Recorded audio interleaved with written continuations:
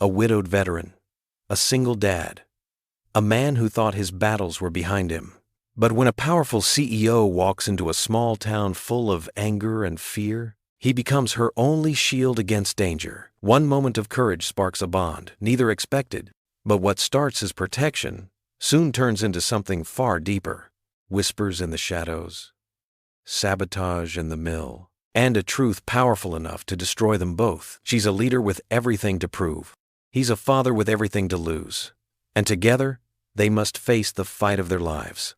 But when the world pits them against each other, will protecting her cost him his future, or bring them both the love they never thought they'd find? What happens when the one man who saves you becomes the one man you can't live without? Before we get into the story, comment below where in the world you are watching from today. The late afternoon sun cast long shadows across Eden's Ford town square, glinting off the weathered brick facade of the old textile mill. Janelle Whitaker stood at a makeshift podium on the temporary stage, her dark blazer and simple pearl necklace chosen carefully to bridge the gap between corporate authority and small-town accessibility. She gripped the edges of the wooden podium, scanning the faces of nearly 200 townspeople gathered before her. "I know change is scary," she said, her voice steady despite the tension in the air. "But I'm not here to shut down what's left or strip away what matters. I'm here to bring the heart of Eden's Ford back to life." Murmurs rippled through the crowd. Some faces showed glimmers of hope, but others wore masks of doubt and suspicion. Near the back, Caleb Reed stood quietly, work boots planted firmly on the cracked concrete. He'd come to bid on the security fence contract, but something in Janelle's earnest determination made him linger. "The mill will reopen with full safety upgrades," Janelle continued, holding up detailed renderings. "We're planning to hire locally, with priority given to former employees. Training programs." "Like we haven't heard that before," a voice shouted from the crowd. "Outside suits always have big promises." Janelle took a deep breath. "I understand your skepticism, but I'm not just any outside suit. My father worked the mills in Georgia for 30 years. I watched communities like this one struggle, and I've spent my career learning how to bring them back the right way." The crowd shifted uneasily. Near the edge, a group of younger men began pushing forward, their faces tight with anger. Caleb straightened, his military-trained instincts picking up the change in atmosphere. "My commitment is to this town," Janelle pressed on, "to sustainable jobs, fair wages, and—" A brick sailed through the air, shattering one of the mill's ground floor windows with a crash that made the crowd gasp and scatter. Before anyone could react, a masked figure broke from the group of angry young men and charged toward the stage. Caleb moved without hesitation. His long legs carried him to the stage in 3 strides. He positioned himself between Janelle and the attacker, one arm sweeping her behind him while the other caught the masked man's rushing momentum. With practiced efficiency, Caleb redirected the charge, taking the assailant to the ground in a controlled takedown that spoke of years of MP training. "Easy now, son," Caleb said firmly, maintaining his hold while keeping his weight measured. The masked man struggled briefly, then went still. Several police officers pushed through the dispersing crowd. Caleb noticed Janelle hadn't run. She stood steady beside him, though he could see her hands trembling slightly. "Everyone back up. Give us some space," Caleb called out, his deep voice carrying natural authority that had the remaining onlookers stepping back. Officer Martinez reached them first. "Got him secure?" "Yes, ma'am," Caleb answered. "Though I think we need to see who we're dealing with here." He carefully removed the mask, and his heart sank. The angry young face that emerged was all too familiar. Darren Pike, barely 19, a boy he'd tried to mentor last year before the kid had pulled away. "Darren?" Caleb kept his voice level, though disappointment and concern warred in his chest. "What were you thinking?" The teenager's defiance crumbled slightly at Caleb's tone. "You don't understand. These people, they just want to use us and leave us worse than before." "No, son," Caleb said quietly. "What I understand is you just assaulted a woman trying to bring jobs back to your mama's town."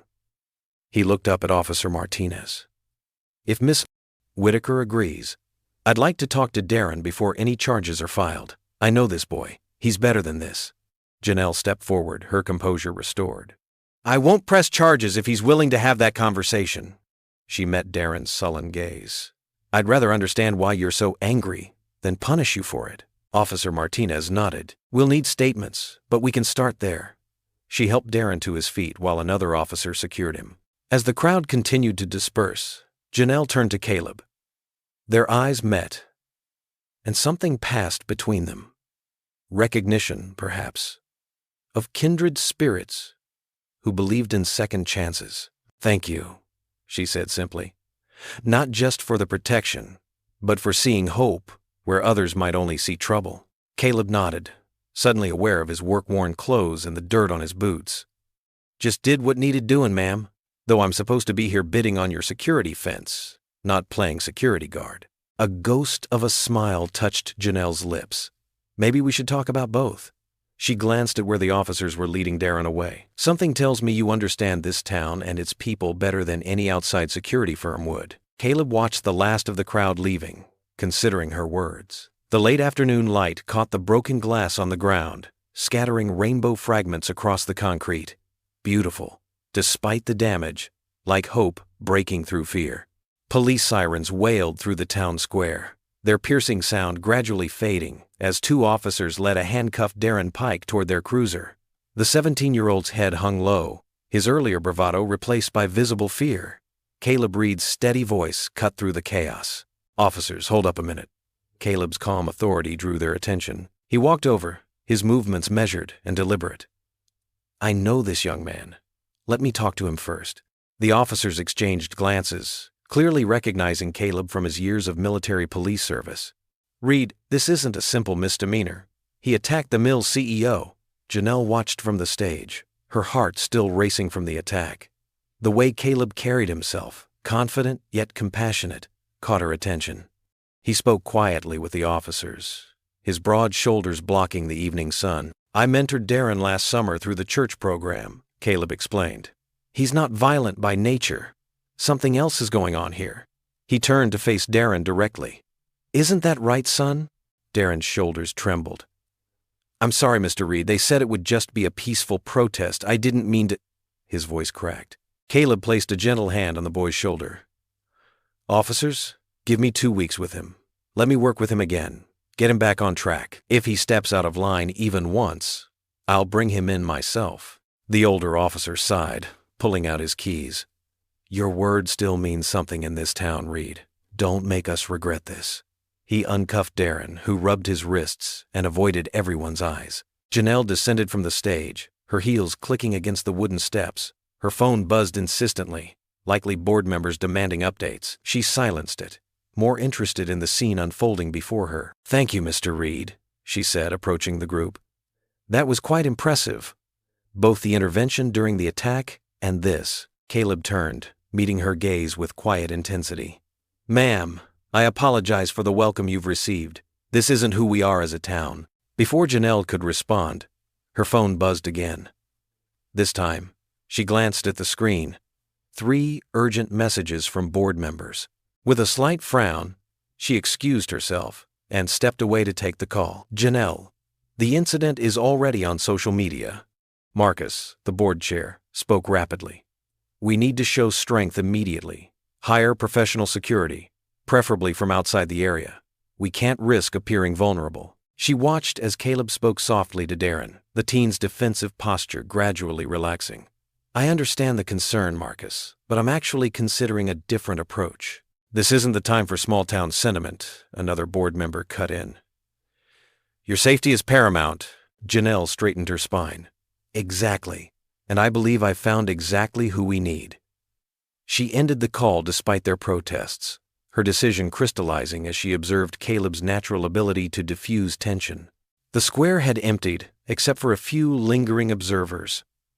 Darren's mother arrived, tears streaming down her face as she hugged her son. Caleb stepped back, giving them space, but his presence remained protective, watchful. Dad! A young girl's voice rang out as Ava Reed ran across the square, her backpack bouncing. She crashed into her father's side, brown ponytail swinging. Mrs. Martinez from next door said there was trouble at the mill. Are you okay? Caleb's entire demeanor softened as he hugged his daughter. I'm fine, sweetheart, just helping sort out a misunderstanding. Ava's bright eyes found Janelle. Are you the lady from the mill? Dad says you're trying to bring jobs back. Ava, Caleb warned gently. but Janelle smiled. Yes, I am. Your father helped me out of a tough spot today. Janelle glanced at her watch, then made her decision. Mr. Reed, would you mind stopping by my office? I'd like to discuss something with you. 20 minutes later, they sat in what would become Janelle's office, the room still dusty from disuse. Ava had settled in a corner with her homework, occasionally glancing up with obvious curiosity. I'll be direct, Janelle began. I need someone who understands both security and this community. Someone who can bridge the gap between what this mill represents and what the town needs. I'd like to offer you a temporary position as our security advisor and community liaison. Caleb shifted in his chair, uncertainty crossing his features. Miss Whitaker, please call me Janelle. Janelle, he corrected. I appreciate the offer, but I'm just a handyman these days. My security experience is years behind me. Dad, Ava piped up from her corner. You should help the lady. You always say we should help people who are trying to do good things. A hint of a smile touched Caleb's lips. He looked at his daughter, then back to Janelle. She has a way of cutting through excuses. Smart girl, Janelle responded, feeling more certain by the minute. What happened today showed me that standard corporate security isn't what we need. We need someone who knows this town's heart, someone the people trust. That's you, Mr. Reed. Caleb, he offered, meeting her gaze. After a moment's consideration, he nodded. All right. Temporary position, starting tomorrow? Tomorrow, Janelle agreed, relief washing over her.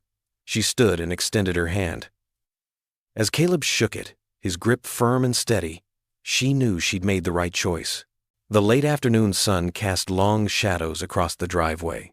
As Caleb's weathered pickup truck pulled up to their modest ranch-style home, Ava bounced in her seat, her eyes sparkling with mischief. So, Dad, she drawled, drawing out the word. Are we going to talk about how you swooped in like a superhero to save Ms. Whitaker? Caleb shook his head, a slight smile tugging at his lips. It wasn't like that, sweetheart. I just did what needed doing. Right. Ava rolled her eyes dramatically. Just like in those old movies where the knight rescues the damsel in distress? Ms. Whitaker is hardly a damsel in distress, Caleb said, pulling his keys from the ignition. She's a capable businesswoman who— His phone buzzed in his pocket, interrupting his defense. The caller ID made his eyebrows rise. Janelle Whitaker. Speaking of, he murmured, answering the call. Ms. Whitaker, please, call me Janelle. Her warm voice came through. I hope I'm not interrupting anything, but I wondered if we could meet privately. There are some details about the security position I'd like to discuss. Caleb glanced at his watch, then at Ava, who was practically vibrating with curiosity. Well, I'm just getting home with my daughter. Oh, would it be inappropriate to stop by? I could bring dinner as a thank you for today. Before Caleb could respond, Ava snatched the phone from his hand. We'd love to have you over, Miss Whitaker. Dad makes the best sweet tea in town. Ava, read, Caleb protested, but he could hear Janelle's delighted laughter through the speaker. Well, that settles it, Janelle said. Text me your address. I'll bring over some food in about an hour. After ending the call, Caleb looked at his grinning daughter. Young lady, we need to talk about phone etiquette. Dad, we need to talk about cleaning the living room before your date gets here. It's not a— Caleb stopped himself, running a hand through his salt and pepper hair. Just help me straighten up, please. An hour later, their small home was as presentable as they could make it. Caleb had changed into a fresh button-down shirt, and Ava had insisted on setting their worn dining table with their fancy plates, the ones usually reserved for Christmas dinner. The doorbell rang, and Ava sprinted to answer it before Caleb could move. Janelle stood on their porch, holding several bags of takeout from the local diner. She'd changed, too, trading her business suit for a casual blouse and slacks. Ms. Whitaker, Ava beamed. Did you really bring us Mr. Jimmy's fried chicken? Ava, Caleb warned gently, appearing behind her. Let our guest come inside first. Please, it's Janelle, she smiled, stepping into their home. And yes, I did bring Mr. Jimmy's. I heard it's the best in town. It is. Ava bounced on her toes. So, what's it like being a CEO? Do you have a big office? How many people work for you? Can you fire anyone you want? Ava Reed. Caleb's face flushed with embarrassment. That's enough questions. But Janelle laughed, the sound rich and genuine. It's quite all right. Why don't we set up dinner, and I'll answer all your questions. As they arranged the food on the table, Ava continued her interrogation, and Janelle answered each question with patience and humor. Caleb watched, something warm settling in his chest, as Janelle explained corporate responsibility in terms his 12-year-old could understand. Being a CEO is like being a captain of a really big ship, Janelle explained, passing the mashed potatoes. You have to make sure everyone's working together, heading in the right direction, and most importantly, that nobody falls overboard. Is that why you want Dad to help? To keep people from falling overboard? Janelle's eyes met Caleb's across the table. Something like that. Your father has a way of making people feel safe and heard. That's a rare gift. The conversation flowed easily through dinner, their modest dining room filled with laughter and stories. Caleb found himself relaxing, surprised by how natural it felt to have Janelle there. As the meal wound down, Ava helped clear the plates, then leaned close to whisper something in Janelle's ear. Caleb watched Janelle's expression soften, her eyes growing tender as she listened. What secrets are you two sharing? He asked, half joking. Nothing, Daddy, Ava said innocently, but her eyes twinkled with mischief. Later, as Janelle prepared to leave, she paused at the door. Thank you both for having me. This was wonderful. Thank you for dinner, Caleb replied, suddenly aware of how close they were standing in the narrow entryway. And thank you for sharing that about your father, Janelle said softly to Ava. It helps me understand him better. Caleb raised an eyebrow. What exactly did you share, young lady? Ava grinned. Just that you pretend to be all tough, but you sing church hymns when you're sad, like when you miss Mom. A moment of silence fell, heavy with unspoken emotion. Caleb's throat tightened, but Janelle's gentle smile held no judgment, only understanding. Good night, Caleb, she said softly. Good night, Ava. Thank you for letting me into your home. As they watched her car pull away, Ava leaned against her father's side. I like her, Dad. She doesn't treat me like I'm just a kid. Caleb wrapped an arm around his daughter's shoulders, thinking about the evening, about Janelle's laugh, about the way she'd listened to Ava with genuine interest. No, he agreed quietly. No, she doesn't. The morning air hung crisp and cool as Janelle strode across the mill's parking lot, her heels clicking against the worn asphalt. Her mind was already racing with the day's tasks, meeting with suppliers, reviewing safety protocols, planning community outreach. The events from yesterday's protest still weighed heavy, but she refused to let fear derail her mission. She stopped short when she reached her car. There, stuck beneath the windshield wiper, was a piece of paper that hadn't been there when she arrived. Her heart skipped a beat as she plucked it free. The message, cut from newspaper letters and pasted in a crooked line, read, "Go home or else." Janelle's hands trembled slightly as she read the words again. She glanced around the empty lot, suddenly aware of how alone she was. The mill's weathered brick walls loomed silent and watching. The crunch of gravel made her spin around. Caleb was walking toward her, a thermos in one hand and a folder of security plans in the other. He noticed her tension immediately, his easy stride shifting to alert watchfulness. Ms. Whitaker, everything okay? She tried to tuck the note into her purse. I'm fine, Mr. Reed. Just getting an early start. Ma'am, I've been an MP long enough to know when something's wrong. His voice was gentle but firm.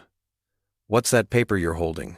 Janelle straightened her shoulders, professional mask sliding into place. It's nothing I can't handle. I've dealt with worse in corporate boardrooms. Caleb stepped closer, his presence steady and grounding. Maybe so, but you shouldn't have to handle it alone. May I see? After a moment's hesitation, she handed him the note. His jaw tightened as he read it, eyes scanning the parking lot with practiced efficiency. I'm driving you home, he said, no room for argument in his tone. That's not necessary. I have meetings all day and they can wait. He pulled out his phone. I'm calling the police to file a report, then checking your house myself. This isn't just about you anymore. It's about the safety of everyone involved in reopening this mill. Janelle felt frustration bubble up. Mr. Reed, I appreciate your concern, but I'm not some helpless woman who needs... Never said you were helpless. His eyes met hers, direct and honest. But being strong doesn't mean you have to be alone. Let me do my job.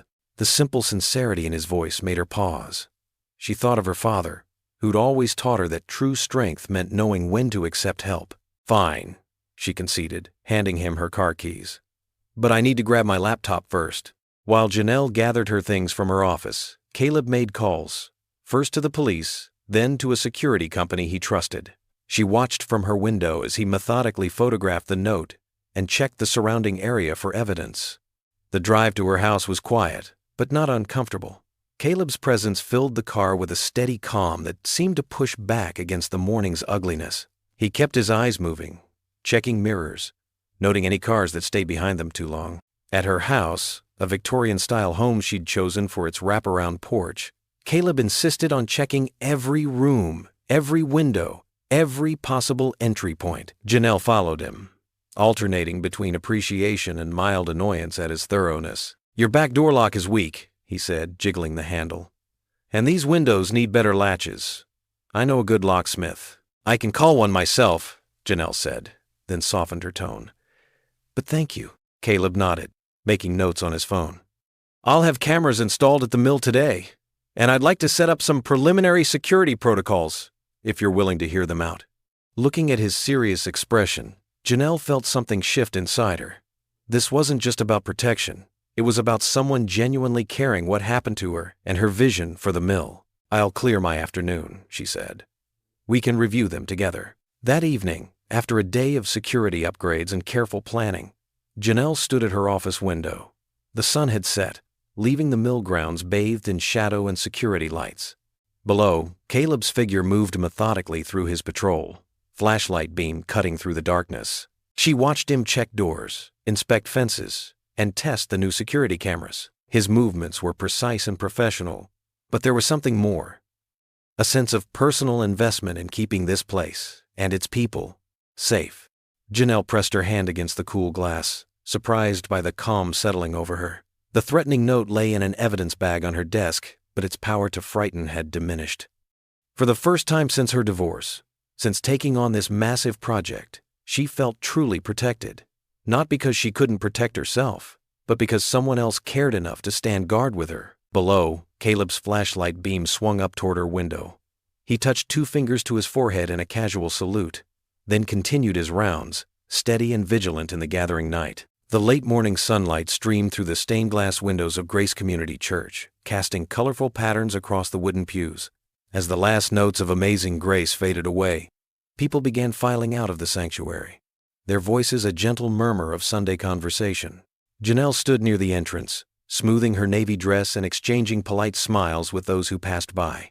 Some nodded warmly, others averted their eyes. The divide was clear, even here in God's house. Marisol Alvarez approached, her silver-streaked hair neat beneath a modest hat, a weathered Bible tucked under her arm. "Miss Whitaker," she said, her voice carrying the warmth of fresh-baked bread. "I've been thinking about our situation. Please, call me Janelle," she replied, touched by the older woman's gentle presence. "And I'm all ears. We need all the wisdom we can get right now." Marisol guided her to a quiet corner near the church bulletin board. "What we need is to listen," she said, gesturing to the empty church hall through an open door. "This space, it's neutral ground, sacred ground. Why not hold a listening circle here? Let people speak their minds, share their fears." Caleb, who had been chatting with the pastor nearby, overheard and joined them. He wore a pressed blue shirt and khakis, looking different from his usual work clothes but no less steady. "That's actually a solid idea," he said, nodding thoughtfully. "People need to feel heard before they can start healing." "Exactly," Marisol agreed. "And the church hall has hosted town meetings for generations. It's where we gathered during the flood of '98, the mill layoffs in '8. It's where we come together when times are hard." Janelle looked between them, considering. Her corporate training urged caution. Unstructured meetings could spiral into chaos. But something in her gut, maybe the same instinct that had led her to Eden's Ford in the first place, told her this was right. "When can we do it?" she asked. "This afternoon," Marisol said firmly. "After Sunday dinner, I'll make some calls, spread the word." 2 hours later, the church hall hummed with tension as people filed in. Metal chairs scraped against the linoleum floor as workers, their families, and other townspeople took seats in a large circle. The smell of coffee from ancient percolators mingled with lingering incense from the morning service. Janelle sat straight-backed, but not stiff, trying to project both authority and openness. Caleb had positioned himself a few chairs away, close enough to help if needed, far enough to show this was her meeting. Marisol moved around the circle, offering coffee and her signature oatmeal cookies, her presence somehow both motherly and commanding. "Let's begin with a prayer," Marisol suggested, and heads bowed automatically. Her simple words asked for open hearts and peaceful spirits. But peace felt distant when Eli Thompson, a third-generation mill worker, spoke first. "My daddy worked that mill for 40 years, he said, his voice rough with emotion. "His daddy before him. Now you come in here talking about modernization and efficiency. Sounds like corporate speak for cutting our jobs." Murmurs of agreement rippled through the circle. "And what about wages?" Sarah Chin from accounting added. "We've heard rumors about pay cuts to fund all these fancy new machines." Janelle felt the weight of their fears, their anger. She started to respond with prepared talking points about market competitiveness and sustainable business models. But Caleb cleared his throat softly. When she glanced his way, he gave an almost imperceptible shake of his head. His eyes seemed to say, "Just be real with them." Taking a deep breath, Janelle set aside her CEO persona. "You're right to be worried," she said simply. "Change is scary. I know because I grew up watching my own father lose his job when his factory closed. He never recovered from that blow, and neither did our family." The room grew quiet, listening. "I'm not here to destroy what you've built," she continued. "I'm here because I believe this mill can have a future, one that honors its past while creating new opportunities. Yes, we need some modernization to compete, but I promise you this: every decision will be made with transparency. You'll know what's coming, why it's necessary, and how it affects you." She met Eli's eyes directly. "I can't guarantee it will be easy, but I can guarantee you'll never be left in the dark. We'll face whatever comes together." Marisol's hand found its way to Janelle's shoulder, warm and supportive. Around the circle, tense shoulders began to relax slightly. Even Eli's scowl softened into something more contemplative. A younger worker raised her hand. "Could we maybe see the modernization plans? Understand what's actually being proposed?" "Absolutely," Janelle answered.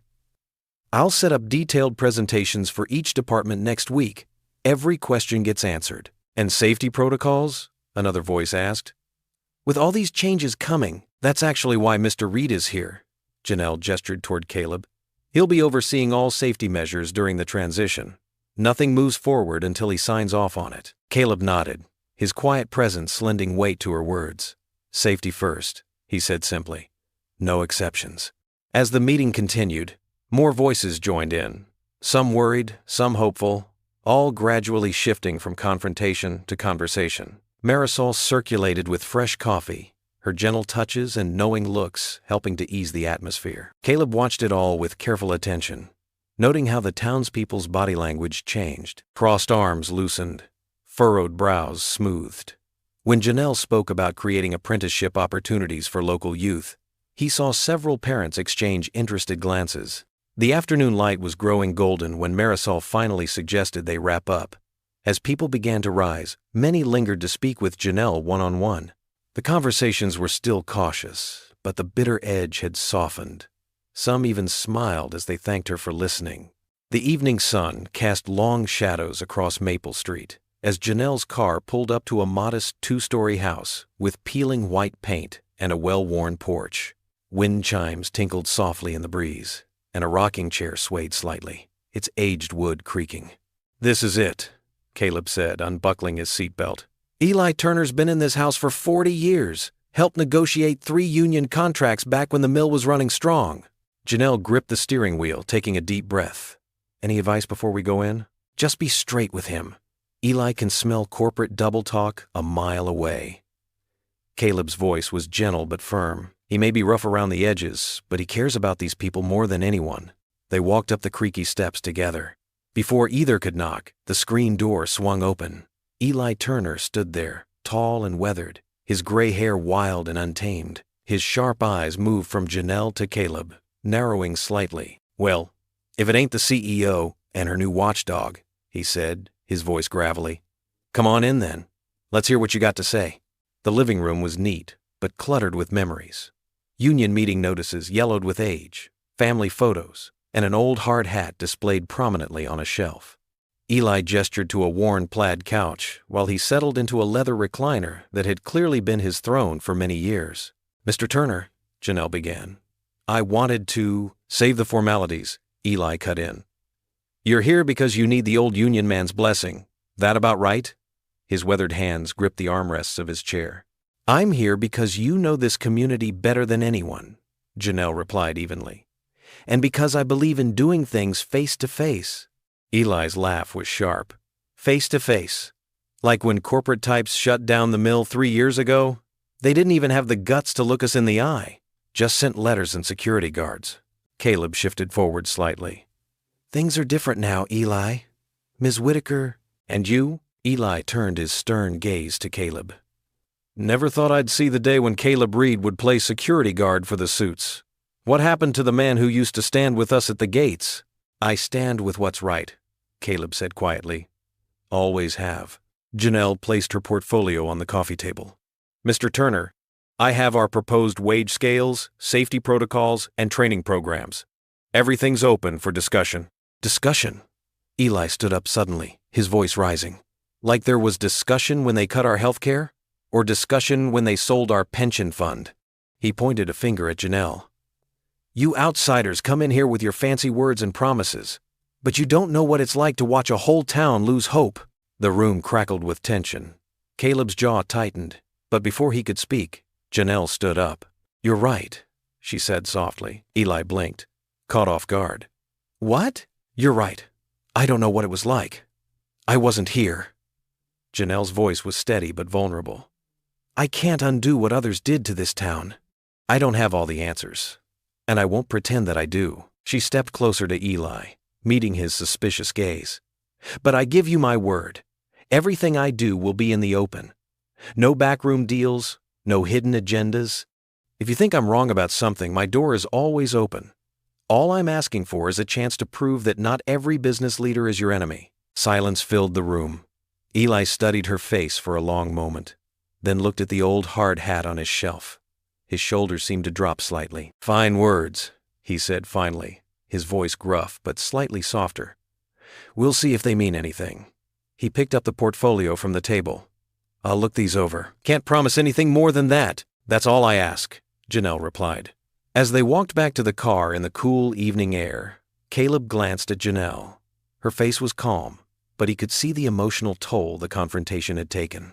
He'd watched her stand her ground with grace and honesty, refusing to fight fire with fire. Something stirred in his chest, respect, admiration, and maybe something more that he wasn't ready to name. "You did good in there," he said simply. Janelle looked up at the first stars appearing in the darkening sky. "I just hope it's enough." Morning light streamed through the tall windows of Janelle's mill office, catching dust motes that danced in the air. She sat behind her desk, fingers drumming thoughtfully on a stack of papers while Caleb stood by the window, his reflection ghosting against the glass. "An apprenticeship program?" Caleb turned from the window, his expression curious. "Yes." Janelle's eyes lit up with enthusiasm. "We need skilled workers for the reopening, and this town needs hope. What better way than to give our young people a chance?" Caleb nodded slowly, crossing his arms as he considered her words. "You're thinking about Darren, among others." She stood up and walked around her desk. "But yes, he's exactly the kind of young person I had in mind. Someone with potential who just needs a door opened." "He's got natural talent with machines," Caleb said softly. "Used to help me fix my truck. Kid can diagnose an engine problem just by listening to it." Janelle smiled. "That's exactly what we need. But," she perched on the edge of her desk, "will he accept? After what happened at the protest?" "Let me talk to him," Caleb offered. His voice carried a quiet confidence that made Janelle's tension ease. "He's been avoiding me since that day, but I know where to find him." Later that afternoon, Caleb pulled his truck into the parking lot of Mike's auto shop. Sure enough, Darren was there, half hidden under a beat-up Chevy, only his legs visible from beneath the chassis. "Need a hand under there?" Caleb called out. There was a sharp clang followed by a muffled curse. Darren rolled out on the creeper, grease smeared across his forehead. When he saw Caleb, his face clouded with shame. "Mr. Reed."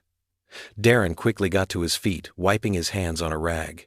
"I was just doing what you do best," Caleb finished for him. Working with machines. Darren's shoulders hunched. Look, about what happened at the mill. That's not why I'm here. Caleb leaned against a workbench. Though, we should talk about it sometime. Right now, I've got an opportunity for you. I don't deserve any opportunities, Darren muttered, turning away to organize tools that didn't need organizing. Says who? Caleb's voice was gentle but firm. Last I checked, God's in the business of second chances. So is Miss Whitaker. That got Darren's attention. He turned back, confusion clear on his young face. Miss Whitaker? The lady I tried to... He couldn't finish the sentence. The same. Caleb picked up a wrench, examined it. She's starting an apprenticeship program at the mill. Needs someone who understands machinery, someone willing to learn. And she wants me? Darren's voice cracked with disbelief. After what I did? Sometimes the people who've made mistakes are the ones who work hardest to prove themselves. Caleb set down the wrench. Remember that carburetor we rebuilt last summer? Darren nodded slowly. You stripped 3 bolts trying to rush it. But instead of giving up, you spent hours figuring out how to extract them properly. That's the kind of determination the mill needs. But everyone in town knows what I did. Darren's voice was barely above a whisper. Then show them who you really are. Caleb stepped closer, put a hand on Darren's shoulder. That protest? That wasn't you. The real Darren Pike is the kid who stayed after hours to help Mrs. Johnson with her brake lights. Wouldn't take a dime for it. Tears welled in Darren's eyes. He quickly wiped them away with his sleeve. You really think I could do it? I know you can. Caleb squeezed his shoulder. But you've got to want it. 7 a.m. tomorrow if you're interested. Wear sturdy boots and bring that good attitude I remember. The next morning, Caleb arrived early at the mill, coffee in hand. He paced the parking lot, checking his watch every few minutes. At 6:55 a.m., a familiar figure appeared, walking quickly down the street. Darren wore clean work clothes, a tool belt slung low on his hips. His boots were old but freshly polished. He'd even gotten a haircut. Morning, Mr. Reed, he said, trying to sound casual despite his obvious nervousness. Right on time. Caleb couldn't keep the pride from his voice. Ready to learn? Yes, sir. Darren straightened his shoulders, and for a moment, Caleb saw the man this boy could become. From her office window, Janelle watched the pair walk toward the maintenance bay, Caleb's hand on Darren's back, gesturing as he explained something. She saw how Darren hung on every word, how his stance gradually relaxed as Caleb showed him around the machinery. The scene brought unexpected tears to her eyes. This was more than just fixing machines or reopening a mill. This was about fixing broken trust, rebuilding shattered confidence. She watched as Caleb demonstrated proper safety protocols, patient and steady, the same way he'd calmed the crowd during the protest. Darren's face lit up as he recognized a particular piece of equipment, and he eagerly showed Caleb what he already knew. Caleb's answering smile was warm, genuine. The smile of a man who knew that sometimes the strongest repairs started with the smallest pieces. The mill's overhead lights hummed faintly as Caleb sat alone at the desk in the small security office. His coffee had gone cold hours ago, but he barely noticed. Stacks of invoices, maintenance logs, and security reports covered the worn wooden surface. The clock on the wall showed 11:43 p.m. He rubbed his tired eyes and reached for another folder. As head of security, he had access to most of the mill's paperwork, but something didn't add up. The numbers weren't matching what they should be. Lord, give me clarity, he muttered, pulling out his reading glasses. The maintenance request caught his attention first. 3 separate work orders for the same broken window, each paid to different contractors. He frowned, making a note in his small notebook. The date matched the protest when that brick came through. 1 broken window, 3 payments, he said quietly to himself. That's not right. His fingers traced down columns of numbers, stopping at unusual entries. Safety equipment ordered but never delivered. Inspection fees that seemed too high. Small discrepancies that added up to something bigger. Caleb pulled open his laptop and cross-referenced the contractor names. Most were local companies he knew, but a few were unfamiliar. He typed one into the search bar. Highland Industrial Solutions. The results showed a company less than 6 months old, with an address that led to an empty storefront in the next county. The sound of the heating system kicking on made him jump. He'd been so focused he'd forgotten where he was. The empty mill creaked and settled around him, its shadows deeper in the late hour. More digging revealed a pattern. Every time Janelle announced a new initiative, mysterious expenses appeared. The Second Chance apprenticeship program had barely started when 3 separate consulting fees showed up, paid to companies he couldn't verify. His military training kicked in. This wasn't random, this was coordinated. Someone with access to the books was bleeding the mill dry, making each project cost more than it should, making Janelle look bad. The next folder held purchase orders. Caleb's jaw tightened as he noticed the signatures. Most bore Janelle's familiar script, but others. He held one up to the light. The signature looked right at first glance, but the strokes were too perfect, too practiced. Forgeries, he whispered. Clean ones too. His phone buzzed, a text from Ava. Dad, it's late. You okay? He typed back quickly. All good, sweetheart. Just working. Say your prayers and sleep tight. Turning back to the desk, Caleb opened his notebook again. He'd need proof before he could take this to Janelle. Real proof, not just hunches. Someone powerful was trying to sabotage her efforts. Someone who knew how to hide their tracks in paperwork and policy. The board meeting minutes showed who had access to approve these expenses. Most names he recognized as local business leaders, but one stood out, Victor Hale. He joined the board recently, representing an investment group interested in distressed properties. Caleb's instincts prickled. He'd seen this before, create problems, then swoop in to save things by buying cheap. The thought of someone doing that to Janelle, using racism and fear to drive her out, made his blood boil. More searching revealed connections. The fake companies all traced back to shell corporations, and those led to investment firms. He couldn't prove it yet, but the path seemed to point toward Hale's group. The clock struck midnight as Caleb carefully sorted the papers back into their proper places. He couldn't risk anyone knowing he'd seen these records. Not yet. First, he needed to protect Janelle by building an airtight case. His boots echoed in the empty hallway as he made his final security walk. The mill's huge windows reflected the moonlight, creating patterns on the floor. He thought about Janelle's vision for this place, not just jobs, but hope. Second chances. Community. At his truck, Caleb paused to scan the parking lot one last time. A flicker of movement caught his eye near the loading dock. There and gone so quickly he might have imagined it. But his combat-trained senses told him someone was watching. He climbed into his truck, mind heavy with what he discovered. The engine rumbled to life, headlights cutting through the darkness. As he pulled away, a figure stood in deep shadow behind the mill's corner, unseen, watching his departure. Morning sunlight streamed through the windows of Mary's Corner Diner, catching dust motes in golden beams. The familiar scent of coffee and bacon filled the air as the breakfast crowd settled into their usual routines. Janelle Whitaker sat alone in a corner booth, her tablet propped against a napkin holder as she reviewed the day's schedule. She'd chosen the diner deliberately, a gesture of presence in the community. But now, picking at her untouched wheat toast, she couldn't ignore the sideways glances and hushed conversations floating around her. Heard their cutting corners on safety checks.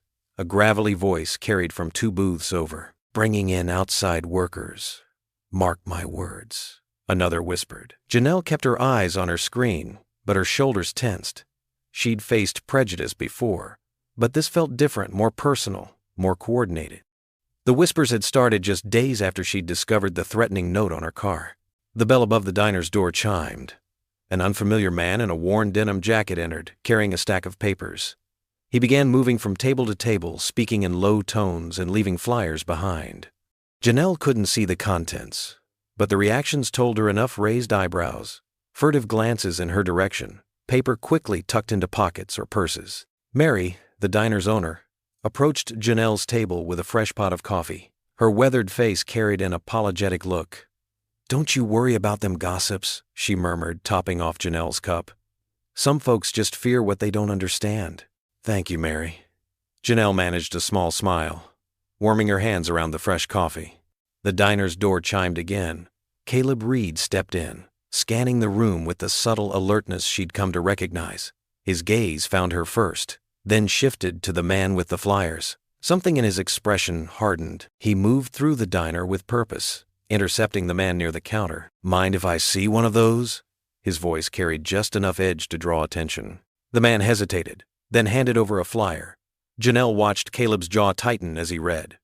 Even from across the room, She could see the crude cartoon depicting her as a caricature, surrounded by dollar signs and warnings about outside agendas threatening our way of life. Who authorized this? Caleb's quiet question cut through the diner's morning chatter.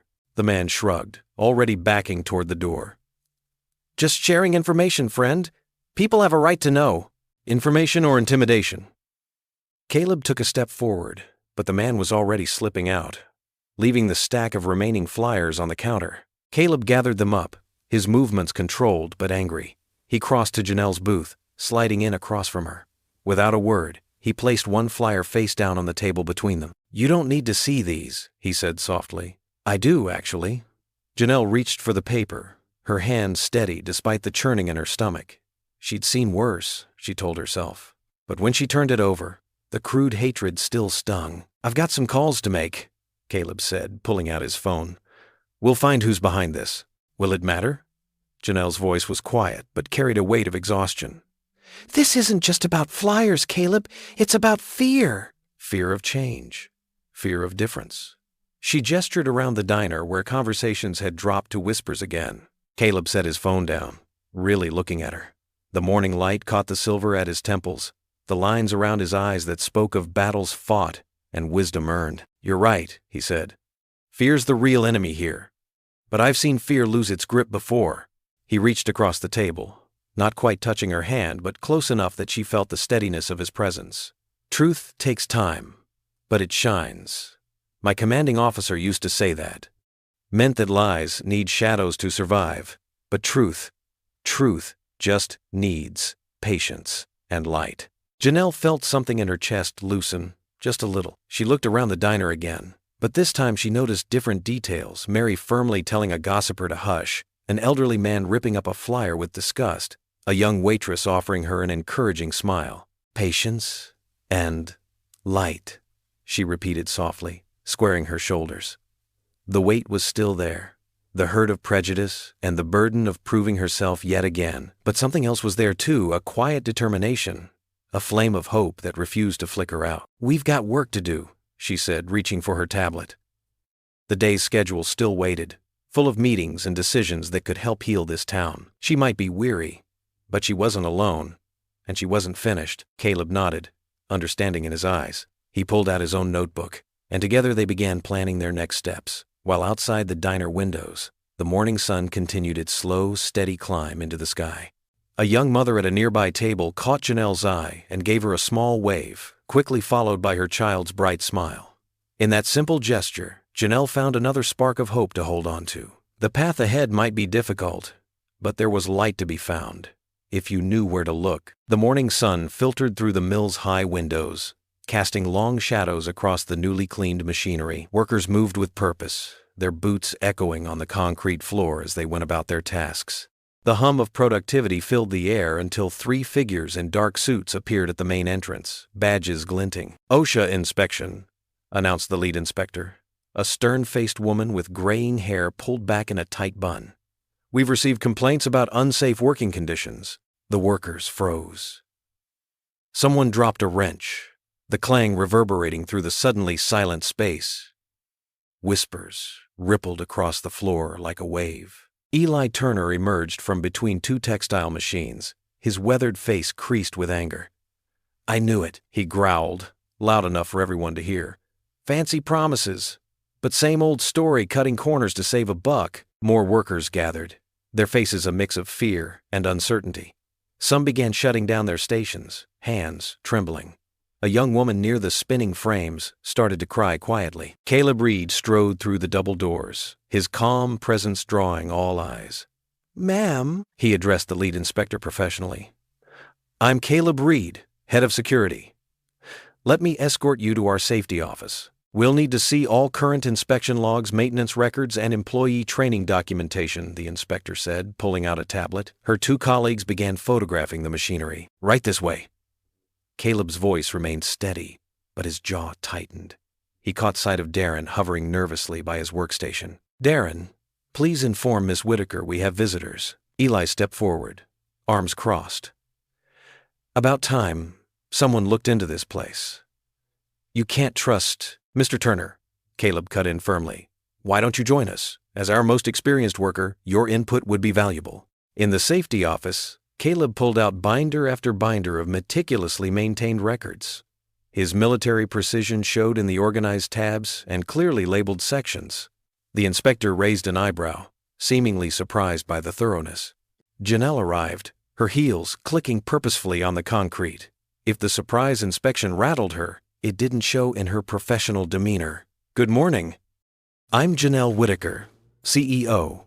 We welcome your inspection and will provide full access to our facilities and records." For the next 3 hours, the inspectors combed through every inch of the mill. They tested emergency stops, checked guardrails, and interviewed workers. Eli hovered nearby, pointing out potential issues, but each concern had already been addressed in Caleb's documentation. The tension grew as workers whispered in clusters. Production ground to a halt. Every minute of shutdown meant lost revenue the struggling mill couldn't afford. "Ms. Whitaker?" one inspector called out, frowning at an electrical panel. "This wiring appears non-standard." Before Janelle could respond, Caleb produced a folder. "Recent upgrade documentation, ma'am. Certified by the state electrical inspector last month. You'll find the permits and inspection reports here." The lead inspector studied the papers, then nodded slowly. "Very thorough, Mr. Reed." By early afternoon, shadows lengthened across the empty mill floor.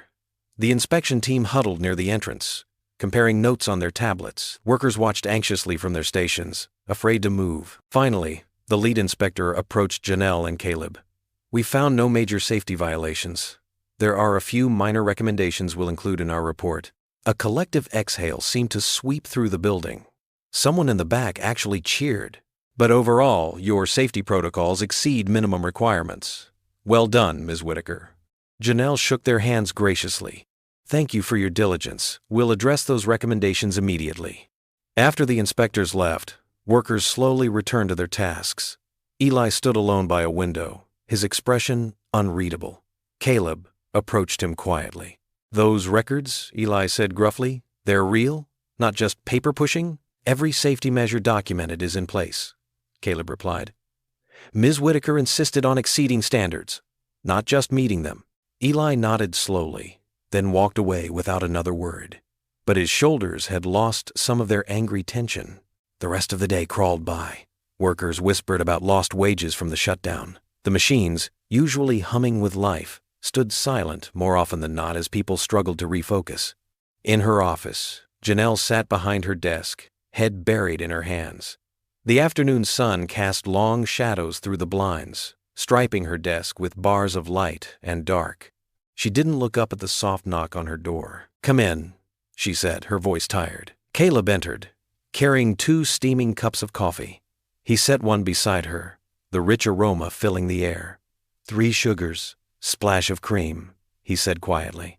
Janelle lifted her head, offering a weak smile. "You remembered." "Hard day," Caleb said, settling into the chair across from her desk. It wasn't a question. 6 hours of lost production, Janelle sighed.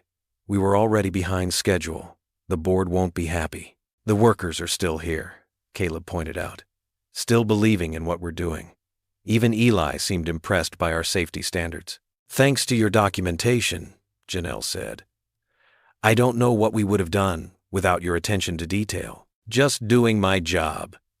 Caleb sipped his coffee. "You know, back in the service we had a saying, 'Pressure makes diamonds.' Today proved we're doing things right, even if it cost us some time." Janelle wrapped her hands around the warm coffee cup, drawing strength from its solidity. "When I saw those inspectors walk in, I thought—" She trailed off, shaking her head. "But we proved them wrong," Caleb said firmly. "With facts, with documentation, with real safety measures. That's what matters."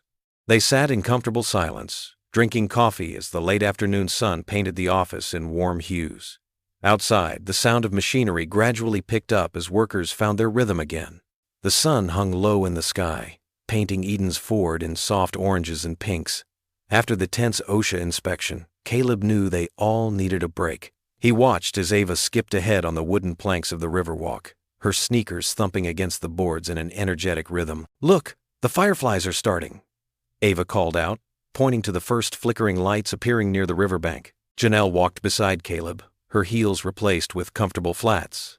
She'd loosened her usual professional demeanor, letting her shoulders relax for what felt like the first time in days. The evening breeze carried the sweet scent of honeysuckle and the gentle sound of moving water below. "Your daughter has such joy," Janelle said softly.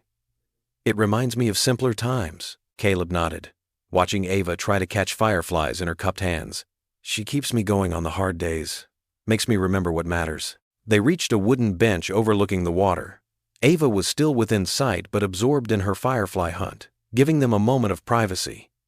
As they sat down, Janelle's professional mask slipped further.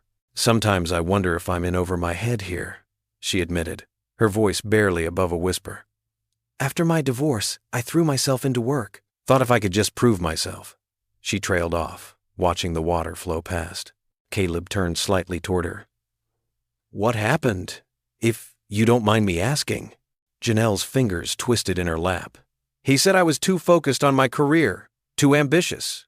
Maybe he was right. The marriage fell apart, and I felt like such a failure." She gave a sad laugh. "Now here I am, trying to save this mill, and some days I'm terrified I'll fail these people too." "You're not failing," Caleb said firmly. His hand moved as if to touch hers, then settled back on the bench between them. "You're fighting for something that matters. That takes courage." The fireflies were out in full force now, their lights dancing over the dark water. Ava's delighted giggles floated back to them as she chased the glowing insects. "What about you?" Janelle asked gently. "Ava mentioned you sing hymns at night sometimes." Caleb was quiet for a long moment. "PTSD, he finally said, "from my time in service. Some nights the memories come back strong. The hymns, they help quiet my mind." He looked down at his hands. "Being a single dad, trying to be enough for Ava while dealing with all that, gets lonely sometimes." "I can imagine," Janelle said softly. Her hand found his on the bench, giving it a gentle squeeze. They sat in comfortable silence, watching the fireflies and listening to the river's steady flow. The evening air grew cooler, and Janelle unconsciously moved closer to Caleb's warmth. When she turned to say something, their faces were suddenly very close. Caleb's eyes dropped to her lips, and Janelle felt her breath catch. The moment stretched like honey, sweet and slow. "So, are you two dating yet?" Ava's voice broke through the tension like a bell. They jumped apart, both turning to find Ava standing there with her hands on her hips and a mischievous grin on her face. Caleb cleared his throat. "Ava Reed," but Janelle burst out laughing, the sound rich and genuine. After a moment, Caleb joined in, and even Ava giggled at their reaction. "Come on," Caleb said, standing and offering his hand to help Janelle up. "We should head back before it gets too dark." They walked home together, Ava bouncing between them and chattering about the fireflies she'd caught and released. The weight of the day's inspection and their deeper conversation felt lighter somehow, carried away by shared laughter and understanding. The morning sun cast long shadows across the mill's weathered brick facade as workers gathered for the reopening ceremony. Paper streamers in red and gold, the colors of new beginnings, fluttered from the wrought iron gates. The church choir, dressed in their Sunday best, stood in neat rows near the entrance, their hymn books clutched in eager hands. Janelle stood at the podium, her burgundy blazer adding warmth to her professional demeanor. Her fingers traced the edge of her father's worn Bible, which lay closed beside the microphone. The crowd before her was a sea of familiar faces, some still cautious, others beaming with hope. "Good morning, Edensford," she began, her voice clear and strong. "Today isn't just about reopening a building. It's about reopening our hearts to possibility." Caleb watched from the side, pride swelling in his chest. He'd spent the early hours doing final security checks, making sure every corner of the mill was ready. Now, seeing Janelle address their community with such grace, he couldn't help but smile. The choir director raised her hands, and the first notes of "Great is Thy Faithfulness" rose into the crisp morning air. The melody wrapped around them like a warm embrace, carrying memories of countless Sundays and shared struggles. Several older workers dabbed at their eyes with handkerchiefs. When the song ended, Janelle pressed a large button on the podium. The mill's ancient whistle sounded 3 long, clear notes that echoed across town. Inside, machines hummed to life, their steady rhythm promising work and dignity restored. Mrs. Pike, Darren's mother, stood near the front, tears streaming freely down her face. Her son, dressed in clean work clothes with his apprentice badge gleaming, stepped forward to help guide the first tour group inside. The pride in her eyes spoke volumes about second chances, and Mother's prayers answered. "Mom, stop crying," Darren mumbled, but his own voice was thick with emotion as he hugged her quickly. Ava, wearing her favorite yellow dress for the occasion, tugged at Caleb's sleeve. "Dad, look! The machines are dancing!" She pointed to the gentle sway of the looms visible through the windows, now threading their first pattern since the shutdown. Not everyone shared the jubilant mood. Near the back of the crowd, a few former skeptics crossed their arms, their whispers carrying hints of doubt. "Let's see how long it lasts," one muttered. "Fancy ceremony don't guarantee success." But their words couldn't dim the light of this moment. Workers filed in for their shifts, touching the doorframe like a blessing as they passed. Marisol stood by the entrance, handing out fresh coffee and pastries, her smile as warm as the morning sun. Inside, the transformed factory floor gleamed. New safety rails shone alongside restored vintage equipment, blending respect for tradition with modern standards. The air hummed with possibility, and the sweet scent of machine oil and hope. Janelle made her way through the crowd, shaking hands and accepting cautious congratulations. When she reached Caleb, their eyes met in a moment of shared triumph. All those late nights planning, the careful negotiations, the patient bridge building, it had led to this. "We did it," she said softly, her professional mask slipping just enough to show her joy. "You did it," Caleb corrected, his voice gentle. "I just kept the peace while you worked your magic." Ava, ever observant, looked between them with a knowing smile. "You both did it," she declared. "Like a team." The morning stretched into afternoon as workers settled into their stations, muscle memory returning as they handled familiar tasks. The quality control team approved the first batch of textile samples, earning a round of applause that echoed through the building. As the sun began to set, Caleb drove home with Ava, both tired but content. She chattered about everything she'd seen, the massive looms, the colorful threads, the way Janelle had remembered everyone's names. Later that night, as Caleb tucked Ava into bed, she yawned and snuggled into her pillow. Her room was bathed in the soft glow of her butterfly nightlight, casting gentle shadows on the walls. "Daddy," she murmured sleepily. "Yes, sweetheart?" "She makes you smile again." Ava's words were simple but carried the weight of years of watching her father's quiet grief. "Like you used to." Caleb's breath caught in his throat. He smoothed her hair back from her forehead, taking a moment to find his voice. In the quiet of his daughter's room, he couldn't deny the truth of her observation. Something had changed, not just in the town, but in his heart. He sat there in the soft darkness, listening to Ava's breathing even out into sleep, and finally allowed himself to acknowledge what she'd seen so clearly. It was true. Janelle had brought something back to life in him, just as surely as she'd brought life back to the mill. The morning after the successful soft opening dawned gray and humid. Workers filed into the mill, their boots clicking against the concrete floor as machines hummed to life. The sweet scent of fresh coffee wafted from the break room where Darren was explaining the new safety protocols to a group of apprentices. Caleb stood in his office, reviewing maintenance logs when the first screech of metal pierced the air. The sound hit him like a physical blow, triggering memories of combat zones. His training kicked in instantly. "Everyone clear the floor!" His voice carried across the facility as he sprinted toward the commotion. The spinning assembly line had gone haywire. Metal components flew in dangerous arcs, while Jim Martinez, one of the senior operators, lay crumpled beside his station. Blood seeped through his shirt sleeve. "Call an ambulance," Caleb shouted, rushing to Jim's side. He pressed his handkerchief against the wound, speaking softly to keep the injured man calm. "Stay with me, Jim. Help's coming." Janelle burst through the double doors, her heels echoing against the concrete. Her face paled at the sight of the blood, but she maintained her composure. "What happened?" "Machine malfunction," Caleb explained, his voice tight. "The safety wire should have prevented this." The paramedics arrived within minutes, efficiently transferring Jim onto a stretcher. As they wheeled him out, Marisol appeared with a tablet displaying security footage. Her hands trembled slightly. "Ms. Whitaker, you need to see this." The grainy video showed someone in a maintenance uniform examining the machine late last night. The figure methodically accessed the control panel, worked for several minutes, then disappeared into the shadows. "Freeze that frame," Janelle commanded. The timestamp read 11:40, 2 p.m. Eli Turner stepped forward, his weathered face grave. Only someone with security clearance could access the building that late. His eyes fixed on Caleb. Someone who signed off on the safety checks.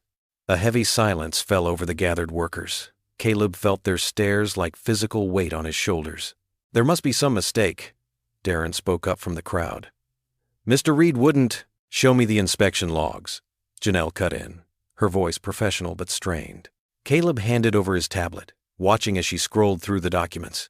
His signature appeared at the bottom of each safety report. The final inspection had been logged at 10:30 p.m., just an hour before the tampering. The badges, Marisol said quietly. Check the badge access records. Janelle's fingers flew across the screen. Her sharp intake of breath told Caleb everything before she spoke. Your badge was used to enter at 11:40 p.m. I was home with Ava, Caleb protested, but the words sounded hollow even to his ears. Someone must have cloned my credentials, or someone's trying to protect the CEO's reputation, Eli muttered, loud enough for others to hear. Whispers rippled through the gathering crowd. Janelle straightened her spine. CEO mask firmly in place. Mr. Reed, please come to my office. Her tone was formal, distant, so different from their shared laughter by the river just days ago. The walk to her office felt endless. Through the glass walls, Caleb could see Ava waiting in the reception area. She must have heard about the accident and come straight from school. Her young face was pinched with worry. Inside the office, Janelle closed the door and sank into her chair. For a moment, her professional facade cracked, showing the pain underneath. Someone's trying to destroy everything we've built. Janelle, you know I would never. What I know, she interrupted, is that a man is injured. The evidence points to tampering, and your signature is on every safety document. She pressed her fingers to her temples. The board is already calling for action. Caleb understood then what had to happen. You need to suspend me, Caleb. Her voice softened, and somehow that hurt worse than anger would have. It's the right call, he said firmly. The mill has to come first. These people need their jobs. Janelle stood, smoothing her skirt with trembling hands. Consider yourself suspended pending investigation. Please, surrender your badge and keys. Caleb removed his credentials, placing them carefully on her desk. Their fingers didn't touch during the exchange. He turned to leave, then paused. Whatever happens, protect the mill. These people need something to believe in. In the reception area, Ava stood as he approached. She didn't ask questions. She'd always been too perceptive for her age. She simply slipped her small hand into his as they walked toward the exit. Through the glass doors, Caleb caught one last glimpse of Janelle. She stood at her office window, arms wrapped around herself, watching them leave. The distance between them felt vast and growing wider with each step. Ava's hand tightened in his as they stepped into the gray morning light. The mill's machines continued their steady rhythm behind them, the sound fading as father and daughter walked silently away. Thunder rumbled outside as Caleb hunched over his workbench in the garage, trying to focus on fixing Mrs. Henderson's broken toaster. The steady drum of rain on the metal roof usually soothed him, but tonight each drop felt like an accusation. His weathered hands trembled slightly as he gripped the screwdriver. A flash of lightning illuminated the cramped space, and suddenly he wasn't in his garage anymore. He was back overseas, the smell of smoke thick in his nostrils, the sound of gunfire replacing thunder. His breath caught in his throat. Breathe, soldier, he whispered to himself, gripping the edge of the workbench until his knuckles turned white. Just breathe. The toaster clattered to the concrete floor, the sound making him flinch. Sweat beaded on his forehead despite the cool evening air. The walls seemed to close in as memories he'd fought so hard to keep buried came rushing back. The explosion, the screams, the weight of responsibility for lives lost under his command. Daddy. Ava's soft voice cut through the fog of his flashback. She stood in the doorway wearing her favorite purple pajamas, concern etched on her young face. Are you okay? Caleb forced himself to take a deep breath, trying to steady his voice. I'm fine, sweetheart. Just dropped something. You should be in bed. But Ava knew better. She'd seen these moments before, though they'd grown rarer over the years. Without a word, she padded across the concrete floor in her sock feet and took his large, calloused hand in her small one. Let's pray, she said simply. the way she always did when she found him like this. God, please be Dad's peace tonight. He's hurting, and you're good at fixing hurts. Wrap him up in your love like a big warm blanket. Amen. The simple, childlike faith in her voice brought tears to Caleb's eyes. He squeezed her hand gently, anchoring himself in the present moment. When did you get so wise, little one? Mom always said I was an old soul, Ava replied with a slight smile. And Miss Janelle says sometimes the smallest people have the biggest hearts. The mention of Janelle sent a fresh wave of pain through his chest. Ava noticed his expression change and hugged him tightly around the waist. She'll figure out the truth, Daddy. She's smart. Across town, in her office at the mill, Janelle sat alone in the pool of light from her desk lamp. Her computer screen glowed with cruel comments from the local community forum. Who does she think she is? Coming here and acting like she owns the place. Can't trust someone who'd throw a good man under the bus to save face. Never should have let an outsider take over. She scrolled past dozens more, each one a dagger to her confidence. The empty mill echoed with memories of that morning. The workers' cry of pain, the accusations in people's eyes, the hurt in Caleb's expression as she'd asked him to step down. Did I do the right thing? She whispered to the empty room. Her father's Bible sat on the corner of her desk, worn and familiar. She reached for it, finding comfort in its weathered leather cover. Opening to a random page, her eyes fell on Psalm 46. God is our refuge and strength, an ever-present help in trouble. The words blurred as tears filled her eyes. Lord, she prayed softly, I don't know if I'm strong enough for this. Everyone's watching, waiting for me to fail. Maybe they're right. Maybe I'm not cut out for this. Her gaze drifted to the photo on her desk of her parents standing proud in front of their small business. Her father's words echoed in her memory. Baby girl, doing right ain't always doing easy. In his garage, Caleb sat on an old wooden stool, Ava's head resting against his shoulder as the storm continued outside. His racing heart had finally slowed to its normal rhythm. Want to sing? Ava asked sleepily. Without waiting for an answer, she started softly. Amazing Grace. How sweet the sound. Caleb's deep voice joined hers, the familiar hymn washing over them like a healing balm. That saved a wretch like me. Meanwhile, Janelle wiped her eyes and began to pray again, this time with more strength in her voice. Lord, I need your wisdom. Show me the path forward. Help me see what I'm missing. The rain continued its steady rhythm, a natural symphony connecting their separate prayers. In his garage, Caleb whispered, God, give me strength to trust your timing. In her office, Janelle murmured, Father, help me find your truth. Neither knew the other was praying at that exact moment, their hearts reaching toward the same heaven, seeking the same guidance. The storm raged on outside, but in their separate sanctuaries, both found a measure of peace in the simple act of surrender. Ava had fallen asleep against her father's shoulder, her face peaceful in the dim light. Caleb carefully lifted her, carrying her back into the house. As he tucked her into bed, she stirred slightly. Don't worry, Daddy, she mumbled, already half asleep. God's got this. He kissed her forehead gently. When did you get so smart? Miss Janelle says wisdom comes in all sizes, Ava replied with a sleepy smile before drifting off completely. In her office, Janelle finally closed her Bible and stood up, gathering her things to head home. The rain had settled into a gentle drizzle, and somewhere in the distance, a church bell chimed the late hour. She paused at her office door, looking out over the darkened mill floor. Lord, she whispered one final time, whatever happens, let your truth prevail. The night wrapped around both of them. Caleb in his quiet house, Janelle in her empty mill, each seeking solace in prayer, each unknowingly connected by their shared faith and the lingering echo of amazing grace in the rain-soaked darkness. Early morning sunlight filtered through the stained glass windows of Eden's Ford Community Church, casting colorful shadows across the worn wooden pews. Marisol Alvarez stood near the altar, arranging fresh flowers with practiced care when she spotted Caleb Reed slipping quietly through the side door.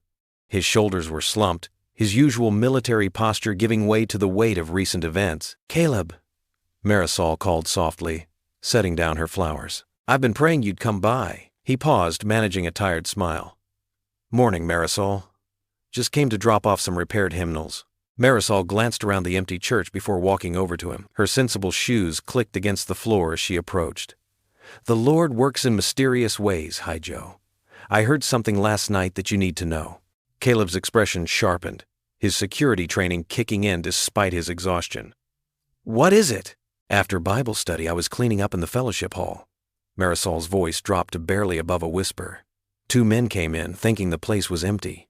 One of them, that new contractor, Mike Wheeler, was laughing about making things look unsafe at the mill. She crossed herself. He said the money was good for such easy work. Caleb's jaw tightened.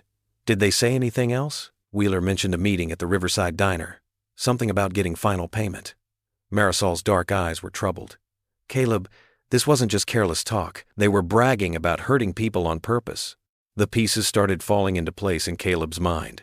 Wheeler was one of Victor Hale's recommended contractors, brought in right before the accident. The same Victor Hale who'd been suspiciously quiet during all the recent troubles. "Thank you, Marisol." Caleb squeezed her shoulder gently. "I need to go see Janelle. She's hurting too, you know." Marisol touched his arm.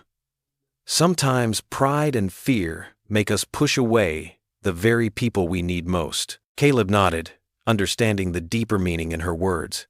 He walked out into the morning sunshine, his mind racing. Getting to Janelle wouldn't be easy, not after the suspension and the ugly rumors Victor had spread about them. But he had to try. 20 minutes later, he stood in the mill's parking lot watching Janelle's car pull in. She got out, elegant as always in her business suit, but he could see the strain around her eyes. When she spotted him, she froze. "Ms. Whitaker," he called formally, keeping his distance. "I need 5 minutes of your time. It's about mill safety." She glanced toward the building, where early shift workers were arriving. "Mr. Reed, you know you're not supposed to be here during your suspension. Please." He met her gaze steadily. "What I have to say could protect people from getting hurt." Something in his voice must have reached her. After a long moment, she nodded. "My office. 5 minutes." They walked in silence through the mill's corridors. Workers looked away awkwardly, the tension thick enough to cut. Inside her office, Janelle closed the door and turned to face him, her professional mask firmly in place. Marisol overheard Wheeler bragging about sabotage, Caleb said without preamble. "He's meeting someone about payment at the Riverside Diner." Janelle's eyes widened slightly, but she didn't speak. The timing of his hire, the accidents, the rumors, it all points to Victor Hale. Caleb continued. "He wants the mill to fail so he can buy it cheap. I've seen his type before in the service, men who think money justifies hurting others." "That's a serious accusation," Janelle said carefully. "Do you have proof?" "Not yet, but we could get it." Caleb took a careful step forward. "Janelle, I know trusting me right now is hard. But these people, they're willing to hurt innocent workers to get what they want. We can't let that happen." She studied him for a long moment, her expression unreadable. The wall clock ticked loudly in the silence. Finally, she spoke, her voice quiet but firm. "Let's find proof." Caleb nodded, relief and determination flooding through him. They had a chance to make things right, not just for themselves, but for everyone counting on the mill's success. The next morning dawned gray and misty as Caleb sat at his kitchen table, spreading documents across the scratched wooden surface. His coffee had long gone cold, forgotten as he pieced together a puzzle of deceit. Bank statements, work orders, and safety inspection reports created a disturbing pattern. His phone buzzed. A text from Janelle. "Meeting Eli at the diner. Join us?" 20 minutes later, they huddled in a corner booth at May's Diner. Eli Turner's weathered face was creased with concentration as he studied a contractor's invoice. "Look here," Eli muttered, jabbing his finger at a line item. "These parts weren't just overpriced, they're phantom charges. I ran the union warehouse for 30 years. Nobody pays this much for basic safety switches." Janelle leaned forward, her professional facade cracking to reveal genuine concern. "Could you get statements from your old suppliers to verify the standard costs?" "Already on it." Eli's gruff voice held unexpected warmth.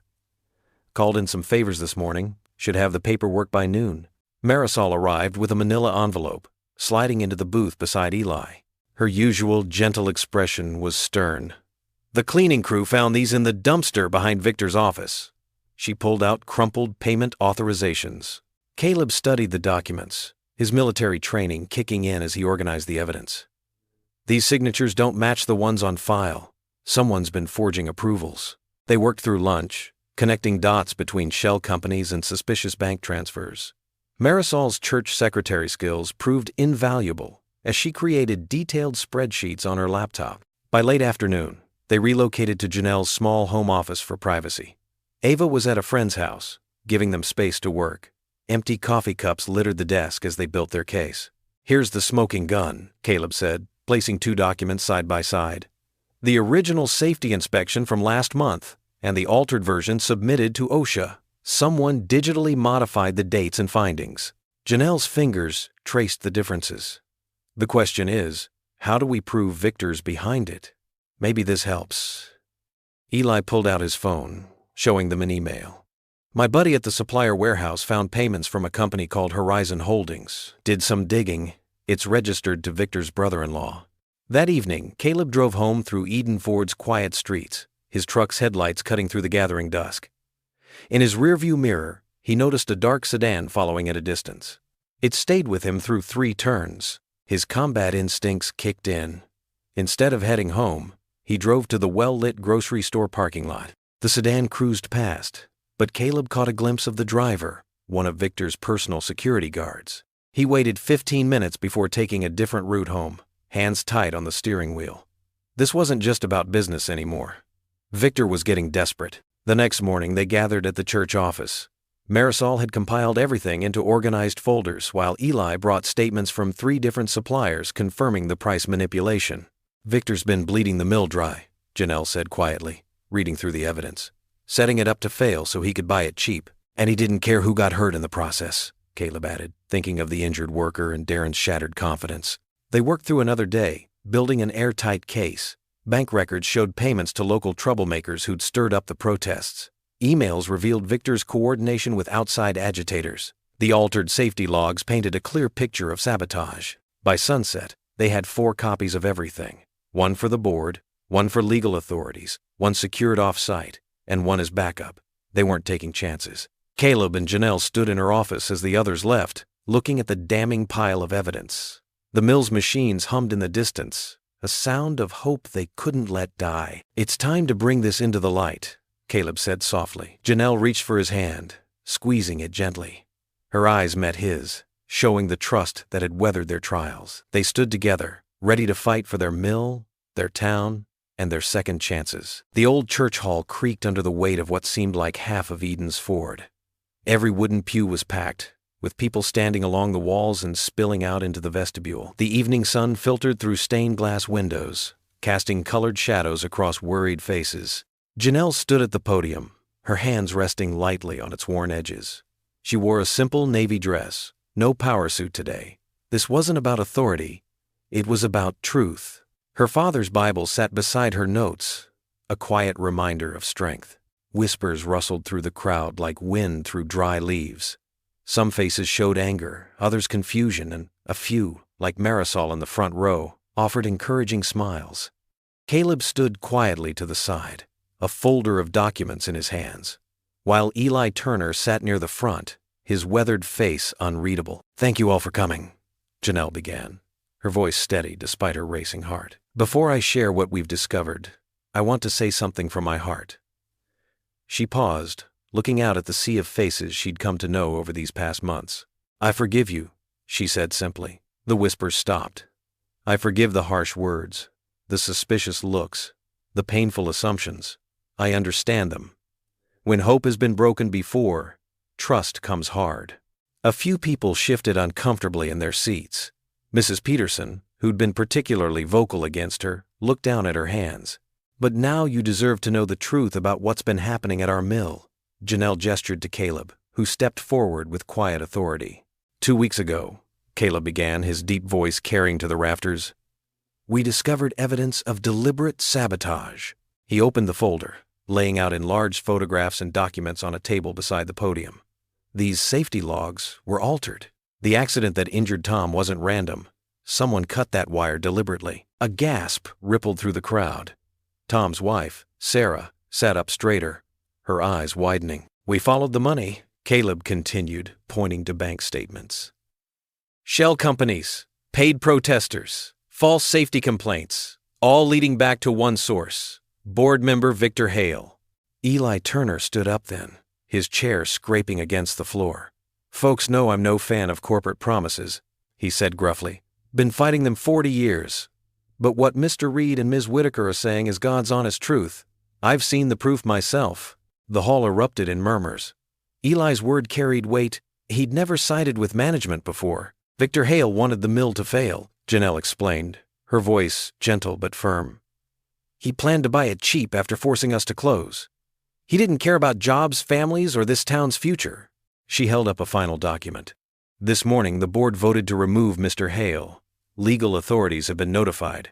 But more importantly, she took a deep breath. The mill will stay open. With stronger safety protocols, fair wages, and an expanded apprenticeship program. For a moment, silence filled the hall. Then from the back, a young voice called out, "Ms. Whitaker?" It was Darren, standing uncertainly in his work clothes. His mother touched his arm encouragingly. I want to apologize, he said, his voice cracking slightly, for the protest, for doubting you, for letting everyone down. Janelle's eyes softened. You haven't let anyone down, Darren. Your place in the apprenticeship program is still open if you want it. The first clap came from Marisol. Then Sarah, Tom's wife, joined in. Like a wave, applause spread through the hall, growing until it thundered off the walls. Some people were crying, others standing, and Mrs. Peterson was nodding vigorously, tears streaming down her face. Through it all, Janelle's eyes met Caleb's across the podium. In that moment of pure relief, something deeper passed between them. A shared victory, yes, but also something tender and unspoken, full of promise. The sound of hope had returned to Eden's Ford, and this time, it was built on truth. Eli made his way to the podium as the applause continued. Well, he said gruffly, but with a hint of a smile. Reckon we got us a mill to run. He turned to Janelle and stuck out his calloused hand. Welcome home, Miss Whitaker. The applause grew even louder. Darren's mother hugged him tight. Sarah wiped her eyes, smiling through her tears. And in that old church hall, as evening light painted the windows in gold and purple, a community began to heal. The morning sun cast long shadows across Eden's Ford as news traveled like wildfire through the small town. Outside Jake's diner, clusters of people huddled over their coffee cups, discussing the shocking revelations about Victor Hale's schemes. Did you hear? Mrs. Peterson clutched her phone, showing her friend the local news website. The board voted unanimously to remove him last night. FBI's looking into his dealings too. Inside the mill's newly renovated break room, workers gathered around the television mounted on the wall. The local news anchor's voice filled the space. In a stunning development, prominent businessman Victor Hale faces multiple investigations following evidence of corporate sabotage. Caleb stood in the doorway, watching the workers' reactions.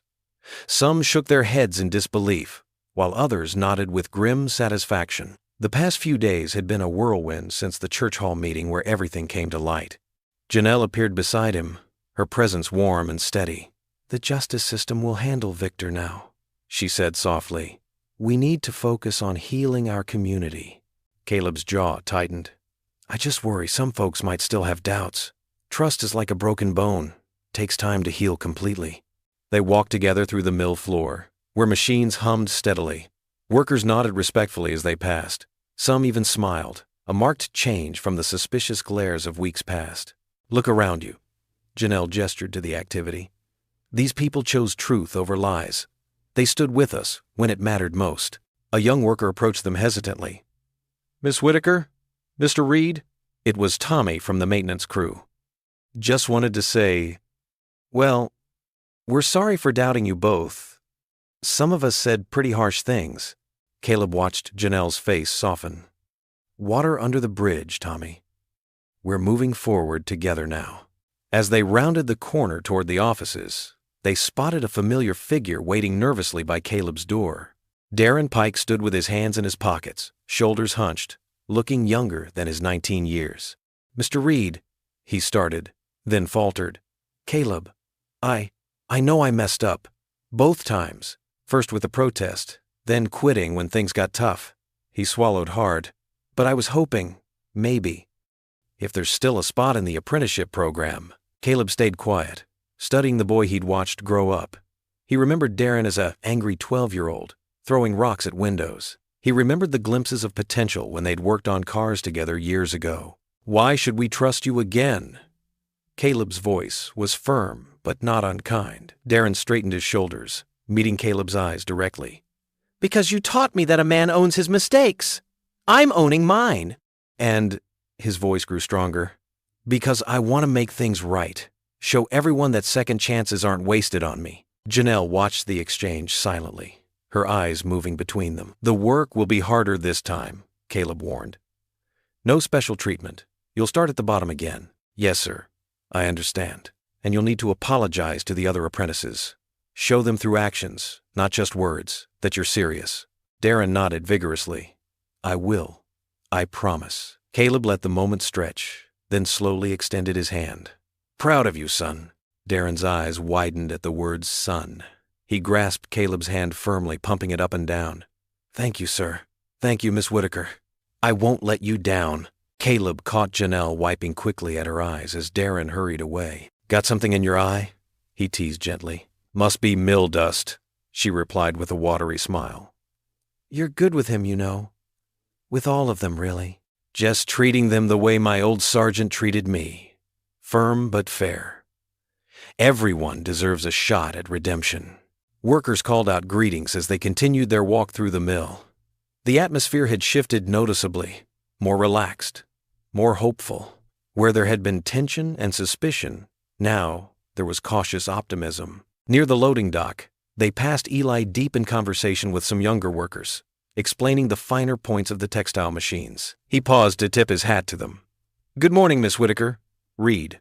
"Never thought I'd see the day Eli would be teaching the new generation," Caleb mused as they walked on. "People can surprise you," Janelle replied. "Sometimes all they need is a chance to show their better nature." They stopped at the window overlooking the town. Morning light gilded the church steeple, and the trees were beginning to show their fall colors. Workers' cars filled the parking lot, a sight that would have seemed impossible just months ago. "You were right," Caleb admitted. "The community is stronger for having faced this together. Hate and lies couldn't stand against truth and forgiveness." Janelle's eyes misted again as she watched Darren cross the parking lot, tool belt already slung over his shoulder, heading toward the maintenance shop where his second chance waited. The morning air held the crisp promise of a fresh start as Caleb Reed walked across the mill's parking lot. His boots crunched on gravel, each step measured and purposeful. He'd pressed his khaki work shirt with extra care, the creases sharp as a soldier's uniform. The security badge clipped to his chest caught the early light. Inside, the familiar hum of machinery welcomed him. Workers glanced up from their stations, and a ripple of recognition spread through the production floor. Tom from maintenance waved first, his weathered face breaking into a grin. "Well, look who's back where he belongs," Tom called out, setting down his toolbox. Sarah from the spinning room wiped her hands on her apron and hurried over. "About time, Mr. Reed. Place hasn't felt right without you watching over us." Caleb's throat tightened at their warmth. He'd spent sleepless nights wondering if the town's trust could ever be rebuilt. Now, watching faces light up with genuine welcome, something eased in his chest. "Good to be back," he managed, voice rough with emotion. Not everyone rushed to greet him, though. In the corner, a few workers kept their heads down, shoulders tense. Jerry, who'd worked the looms for 20 years, gave only a curt nod.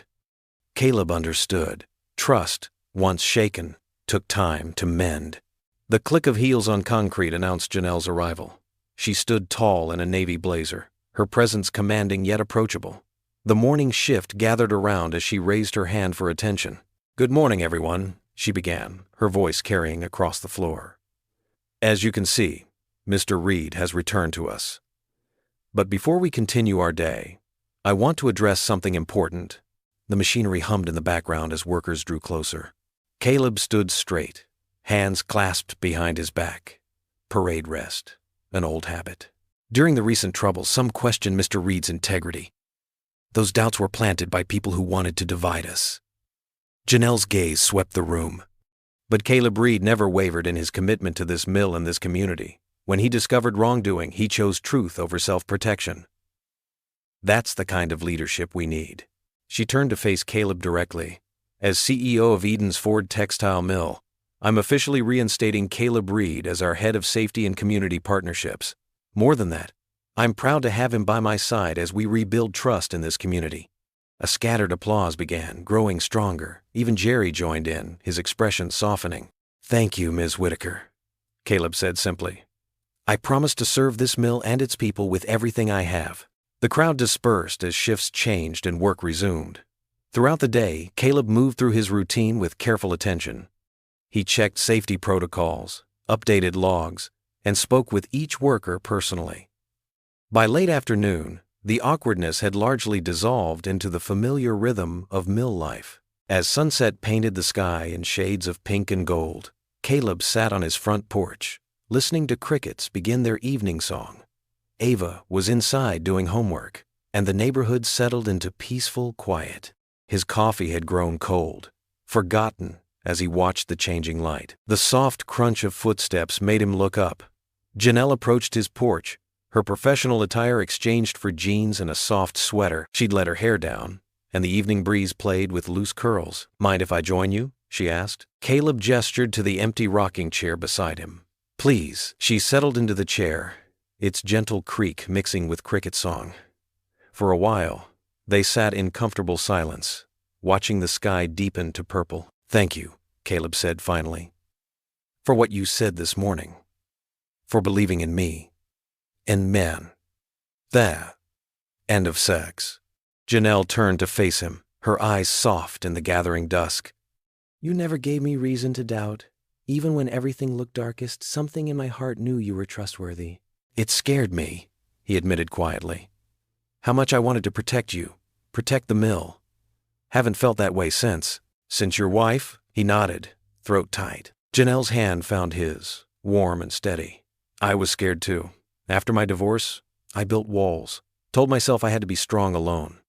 But watching you with Ava, with the workers, with Darren, I saw what real strength looks like. It's not about standing alone. It's about standing together. Their fingers interlaced naturally, like they'd been meant to find each other. The porch light clicked on automatically, casting a gentle glow around them. I can't promise it'll be easy, Caleb said. I'm still learning how to trust my heart again, still working through my own shadows. I don't need easy, Janelle replied. I just need honest. One day at a time. One honest day at a time, he echoed, squeezing her hand. I think I can manage that. They sat together as stars began to pepper the darkening sky, their joined hands a bridge between past and future, fear and hope, solitude and connection. Behind them, through the window, Ava pretended to study while secretly watching with a growing smile.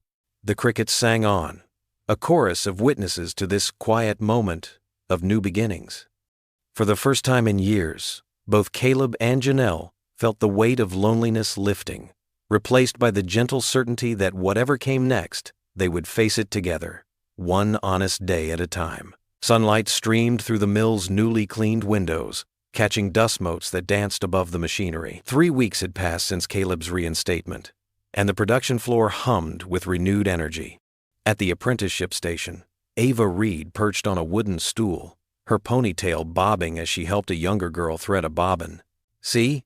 Just like making friendship bracelets, Ava explained, her patient tone mirroring her father's teaching style. Keep your fingers steady, and it'll work every time. Nearby, Darren Pike demonstrated proper machine maintenance to 2 teenage boys, his voice carrying with newfound confidence. Always check the tension here first, he said, pointing to a metal component. That's what Mr. Reed taught me, and it hasn't failed yet. Caleb watched from the doorway, pride warming his chest. Just months ago, these same machines had stood silent, gathering dust. Now, they represented hope and second chances. He felt Janelle's presence before he saw her, a familiar comfort that had grown between them. Your daughter's a natural teacher, Janelle said softly, stepping beside him. She wore her usual business attire, but her shoulders carried tension. The board meeting's in 30 minutes. Caleb nodded, noting the worry lines around her eyes. They're coming after the community programs again? Third quarter numbers are their excuse this time. Janelle's fingers brushed against his arm. Victor might be gone, but some board members still think profit margins matter more than people. Then we'll show them both can work together. Caleb's voice held the same steady assurance that had helped him through combat zones. "I've got the safety records and productivity stats ready." They walked toward the conference room, passing workers who nodded respectfully.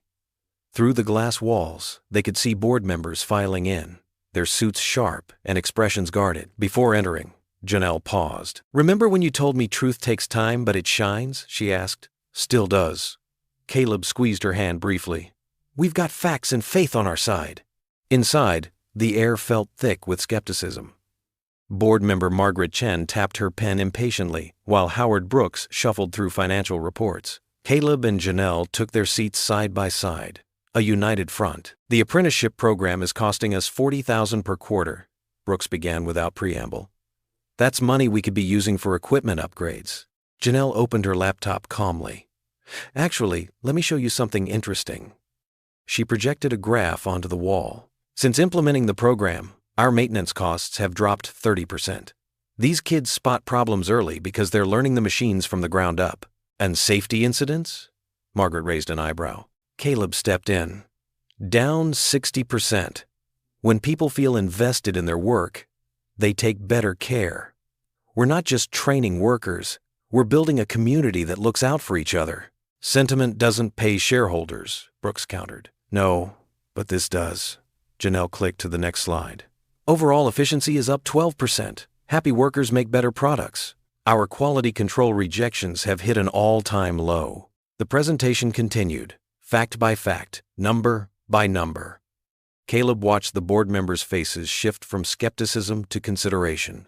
When Darren knocked and entered with the latest production reports, several members straightened with interest. "Sir," Darren addressed Caleb professionally, "we just completed the Thompson order 2 days ahead of schedule. Quality check came back perfect." "Thank you, Darren." Janelle smiled. "Would you mind telling the board about the maintenance protocol you developed?"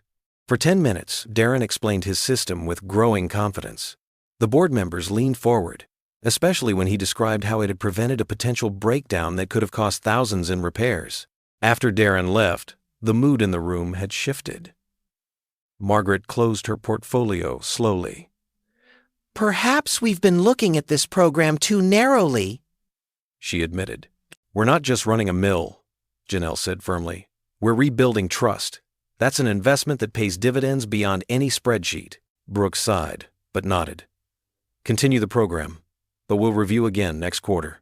As the board members filed out, Caleb and Janelle remained seated, letting out long breaths. Through the window, they could see Ava leading her group in cleaning their workstation, her movements careful and proud. "You okay?" Caleb asked softly. "Better than okay." Janelle's smile held tired triumph. "But I could use some prayer about all this." "My porch swing's got room for 2, he offered. After dinner, later that evening, crickets chirped in the darkness as they sat together on Caleb's porch. The swing creaked gently, a peaceful counterpoint to their quiet voices lifted in prayer.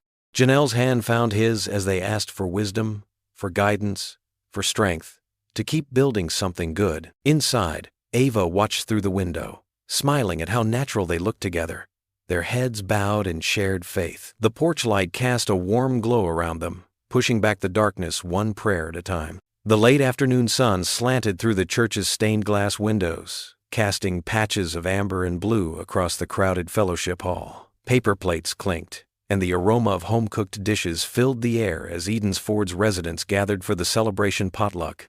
Children darted between tables decorated with cheerful yellow flowers, while the sounds of laughter and animated conversation created a warm symphony of community. Janelle Whitaker stood near the serving table, elegant in a navy dress that complemented her dark skin, helping Mrs. Peterson arrange her famous peach cobbler alongside other desserts.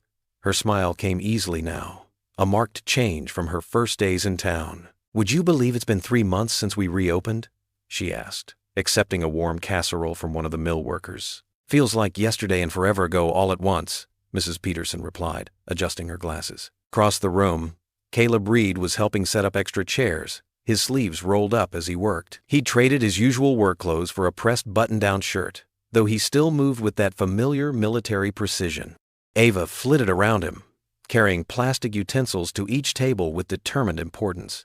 The church's piano struck up a gentle melody as people began filling their plates.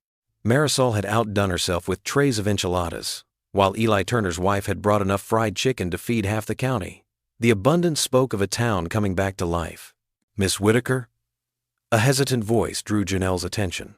It was Martha Simmons, one of the older spinners who'd initially opposed the reopening. "I wanted to say, well, we were wrong about you. About all of this."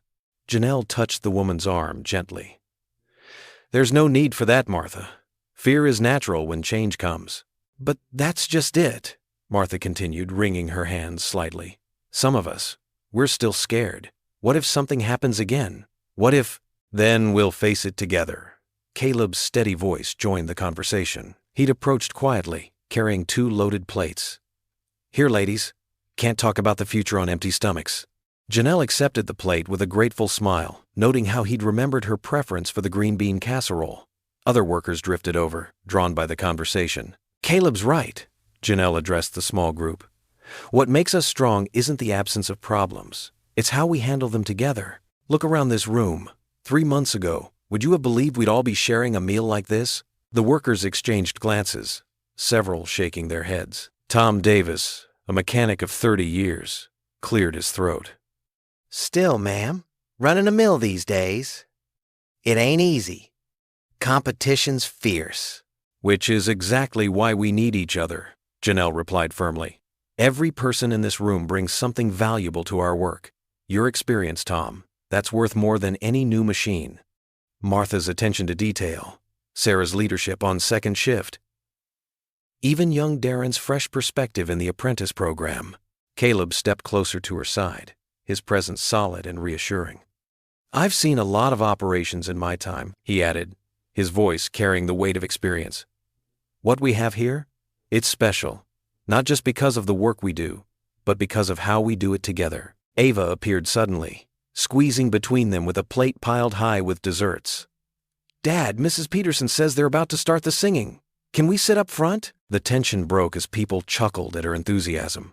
Reverend Matthews was indeed gathering the choir near the piano, their familiar faces bright with anticipation. "Why don't we all move up?" Janelle suggested to the group. "I hear the acoustics are better there." As they settled into the front rows, the piano's opening notes filled the hall. The choir began the first verse of "Great is Thy Faithfulness," their harmonies rising clear and true.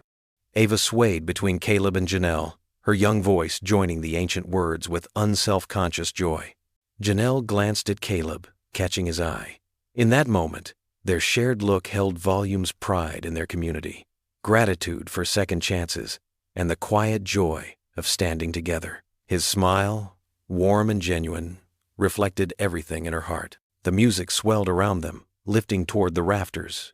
"Great is Thy faithfulness, O God my Father. There is no shadow of turning with Thee."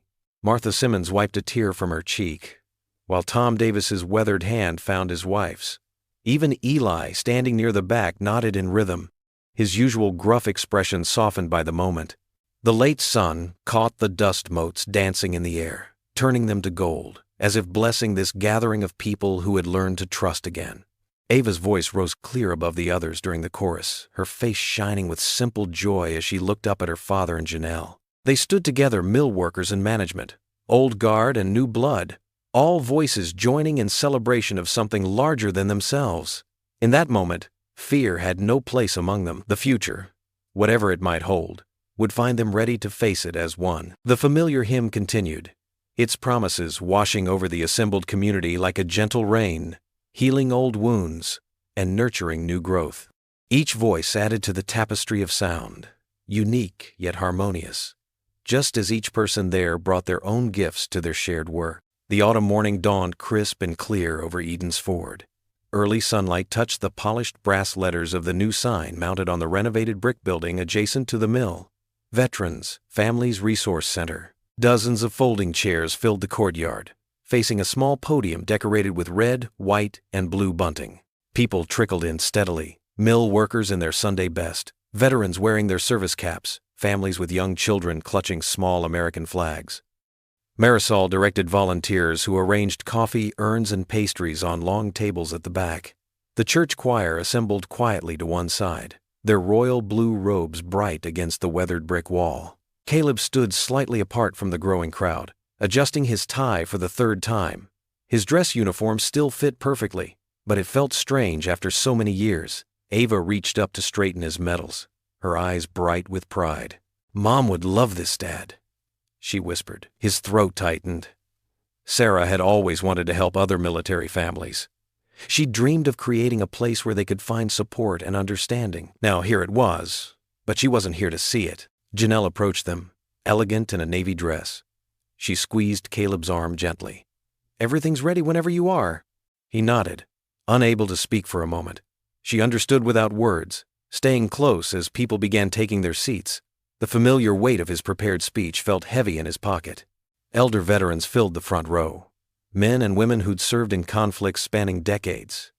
Darren helped an older man with a cane find his place, then sat with the other apprentices. Eli stood at the back, arms crossed but with obvious respect in his bearing. The clock tower chimed 10, and a respectful hush fell over the gathering. Caleb walked to the podium, his steps measured and steady despite the trembling in his hands. Janelle and Ava sat in the front row, their presence anchoring him. "Welcome," he began, his voice rough with emotion. "Today we dedicate more than just a building. We dedicate ourselves to supporting the men and women who've served our country, and the families who serve alongside them." He paused, looking out at the faces before him, faces that had become family over these past months. "This center is dedicated to the memory of Sarah Reed, my late wife. She understood that when one person serves, the whole family serves." His voice cracked slightly. Janelle's eyes met his, filled with gentle encouragement. Sarah knew that coming home isn't always easy, that sometimes the hardest battles are fought right here, long after the uniform comes off. She believed in second chances, in healing, in community. Just like this town has shown me, shown all of us, that healing happens when we stand together. The autumn breeze stirred the flags gently. In the distance, a train whistle echoed. The same sound that had once signaled shift, changes at the mill for generations. This center will offer counseling, job training, childcare, and most importantly, a place where military families can find understanding, where they can find hope. Caleb gestured to the building behind him. "Inside these walls, no one walks alone." Janelle rose and joined him at the podium. "The mill commits to providing employment opportunities for veterans and their spouses," she added. "We're stronger when we support each other. That's not just good business, it's good humanity." The choir director raised her hands, and the first notes of "Amazing Grace" rose pure and clear in the morning air. Caleb's eyes filled as the familiar melody washed over him. Memories of Sarah singing this hymn in their kitchen, dancing with Ava in her arms, flooded back with bittersweet clarity. Janelle's hand found his, warm and steady. Through his tears, he saw others wiping their eyes. The veteran in the front row, Darren's mother, even Eli. The music swelled, voices joining together in harmony that seemed to reach toward heaven itself. As the final notes faded, Caleb felt something shift inside him, like a weight he'd carried so long he'd forgotten it was there. The grief was still present, but somehow lighter, transformed into something that gave strength rather than took it away. He turned to Janelle, his voice barely above a whisper. "I can breathe again." Her fingers tightened around his as she smiled through her own tears. Together they watched the crowd rise, moving toward the center's open doors. Ava hugged them both, then ran to help Darren hand out programs for the tours. The autumn sunlight strengthened, warming the brick walls of this place built on hope and healing. Above them, the new sign gleamed like a promise kept, like a new chapter beginning. The late afternoon sun painted Eden's Ford in shades of amber and gold. After the emotional dedication ceremony, Caleb, Janelle, and Ava walked along the riverbank path. Their footsteps crunched softly on scattered autumn leaves as the water whispered beside them. Ava skipped ahead, her braids bouncing, pausing now and then to collect particularly vibrant maple leaves. "I'm going to press these in my science notebook," she called over her shoulder, darting further down the path. Caleb watched his daughter with a gentle smile, his hands in the pockets of his dress slacks. The day's ceremonies had left him drained but peaceful. Beside him, Janelle had traded her heels for comfortable flats, though she still wore her elegant navy dress from the dedication. "She's giving us space on purpose, you know," Janelle said softly, nodding toward Ava. "That girl's smarter than both of us put together. Don't I know it?" Caleb chuckled, then grew quiet. Sarah would have loved her at this age. So full of life, so aware of everything and everyone around her. Janelle's hand found his arm, squeezing gently. They stopped at a wooden bench overlooking a bend in the river. The setting sun transformed the water into liquid copper. "Today wasn't easy for you," Janelle said, sitting down. Talking about Sarah, dedicating the center in her memory. Caleb settled beside her, his shoulders relaxing slightly.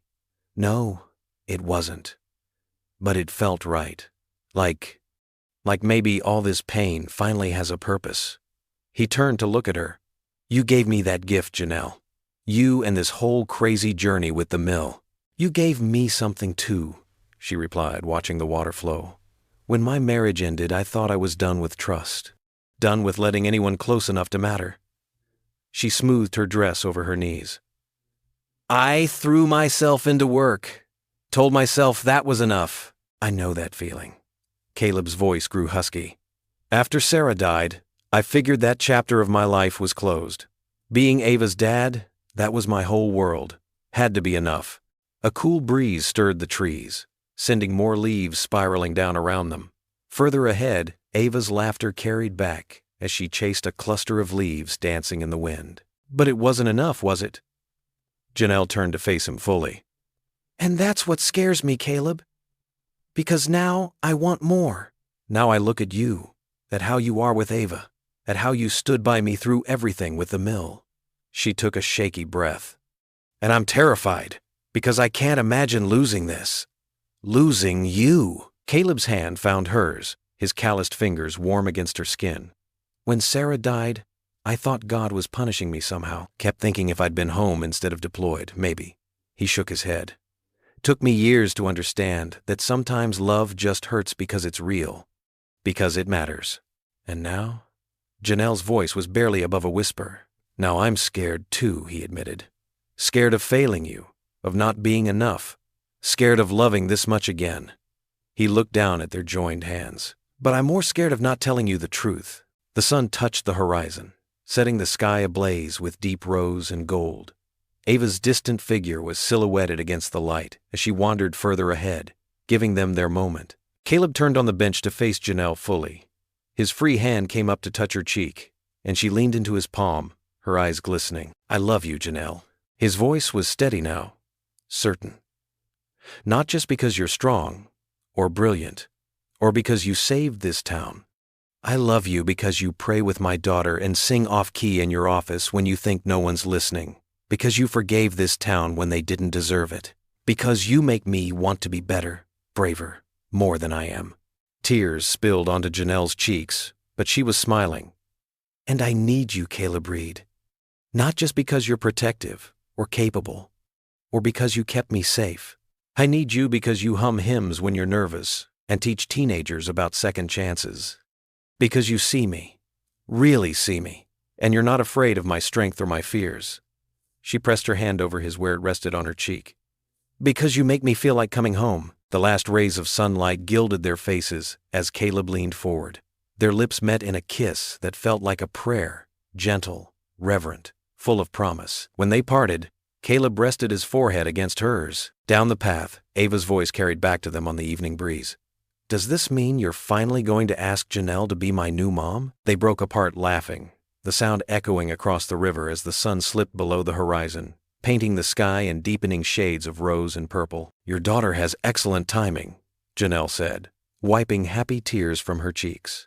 "That she does," Caleb agreed, standing and offering Janelle his hand. "Come on, let's go catch up with our girl." Hand in hand, they walked toward Ava and the golden sunset, their shadows merging into one long silhouette across the leaf-scattered path. The autumn evening wrapped Edensford in a gentle twilight. Porch lights flickered on one by one across town, like stars descending to earth. The old textile mill hummed steadily in the distance, its windows glowing with purpose and promise. Caleb Reed stood in his kitchen, brewing a pot of coffee while watching through the window as another group of apprentices left for the day. Young faces bright with accomplishment, tool belts slung over their shoulders. He smiled, remembering how it all started with Darren, now one of their best instructors. "Dad," Ava called from the front porch. "Miss Marisol's bringing over her famous peach cobbler." The screen door creaked as Janelle stepped inside, Her business suit traded for comfortable jeans and one of Caleb's old army sweatshirts. She slipped her arms around his waist from behind, resting her cheek against his shoulder. "Successful day?" he asked, covering her hands with his. "Very. 2 more apprentices got certified today." She breathed in his familiar scent of coffee and cedar. "And the community center's running out of space for all the new programs." Caleb turned to face her, tucking a strand of hair behind her ear. The months had softened something in both of them, wearing away old fears like river stones. "Remember when you first came to town? All those protests?" And now Mrs. Turner brings me lunch every Wednesday." Janelle chuckled. "Her husband Eli still grumbles, but he's the first to defend our safety protocols to anyone who asks." The front door burst open as Ava bounded in. "Marisol's here!" And she brought Mr. James from the hardware store with her. "He says the mill order came in early." They carried mugs and plates out to the wide front porch, where Marisol waited, her silver hair catching the last rays of sunlight. Mr. James stood beside her, his weathered hands holding a manila envelope of invoices. "Thought you'd want these right away," he said, nodding to Janelle. "Biggest order we've handled in years. Mill's keeping half the town busy now." More neighbors appeared as twilight deepened. Eli and his wife strolled by, waving from the sidewalk. A group of apprentices passed, calling out greetings. Darren rode past on his bike, toolbox strapped to the back, headed home for dinner. Ava perched on the porch railing, swinging her legs. "Remember when people used to cross the street to avoid the mill? Now everyone wants to work there." Caleb squeezed Janelle's hand. They'd created something beautiful from the ashes of fear and mistrust. The Veterans Resource Center helped soldiers find their footing. The apprenticeship program gave second chances. But most importantly, the community had remembered how to hope again. Marisol served her cobbler as more folks gathered on the porch. Someone started humming an old hymn. Others joined in, voices carrying across the evening air. Porch lights winked on up and down the street, each one a beacon of welcome. Mr. James cleared his throat. "Never thought I'd see the day. Mill running 3 shifts again. Young folks staying in town instead of leaving. Makes an old man's heart glad." "It's not just the mill," Marisol said softly. "It's the people. We remembered who we really are." Caleb watched the scene with quiet joy. These were his people now, not just neighbors, but family. Janelle leaned against him, her presence as natural as breathing. Ava snuggled between them, cobbler crumbs on her chin. The evening deepened into dusk. Stars emerged overhead while porch lights below cast warm pools of gold. Families walked together. Children played in front yards. And the fear that once divided them felt like a distant memory. Caleb wrapped his arm around Janelle as Ava nestled closer. Together they watched their town glow with renewed life and purpose. Each light represented a story of redemption, a heart turned from suspicion to trust, a hand extended in friendship instead of fear. The mill's whistle sounded in the distance, not an ending, but a reminder that tomorrow would bring another day of honest work and shared purpose, another chance to build something lasting together. They sat in peaceful silence as night settled over Eden's Ford. The porch lights burned steady and strong, beacons of hope in the gathering dark. Caleb held his family close, grateful for every step of the journey that had brought them here. This was their victory. Not just a mill restored, but a community healed. Not just success, but belonging. Not just light, but love that had finally overcome fear. What would you do if you were in their place? Comment your answer below and let's see how you'd rewrite the ending. If you enjoyed the story of Caleb Reed, I handpicked the next story that you will enjoy. Please don't miss this one. Click here to watch it.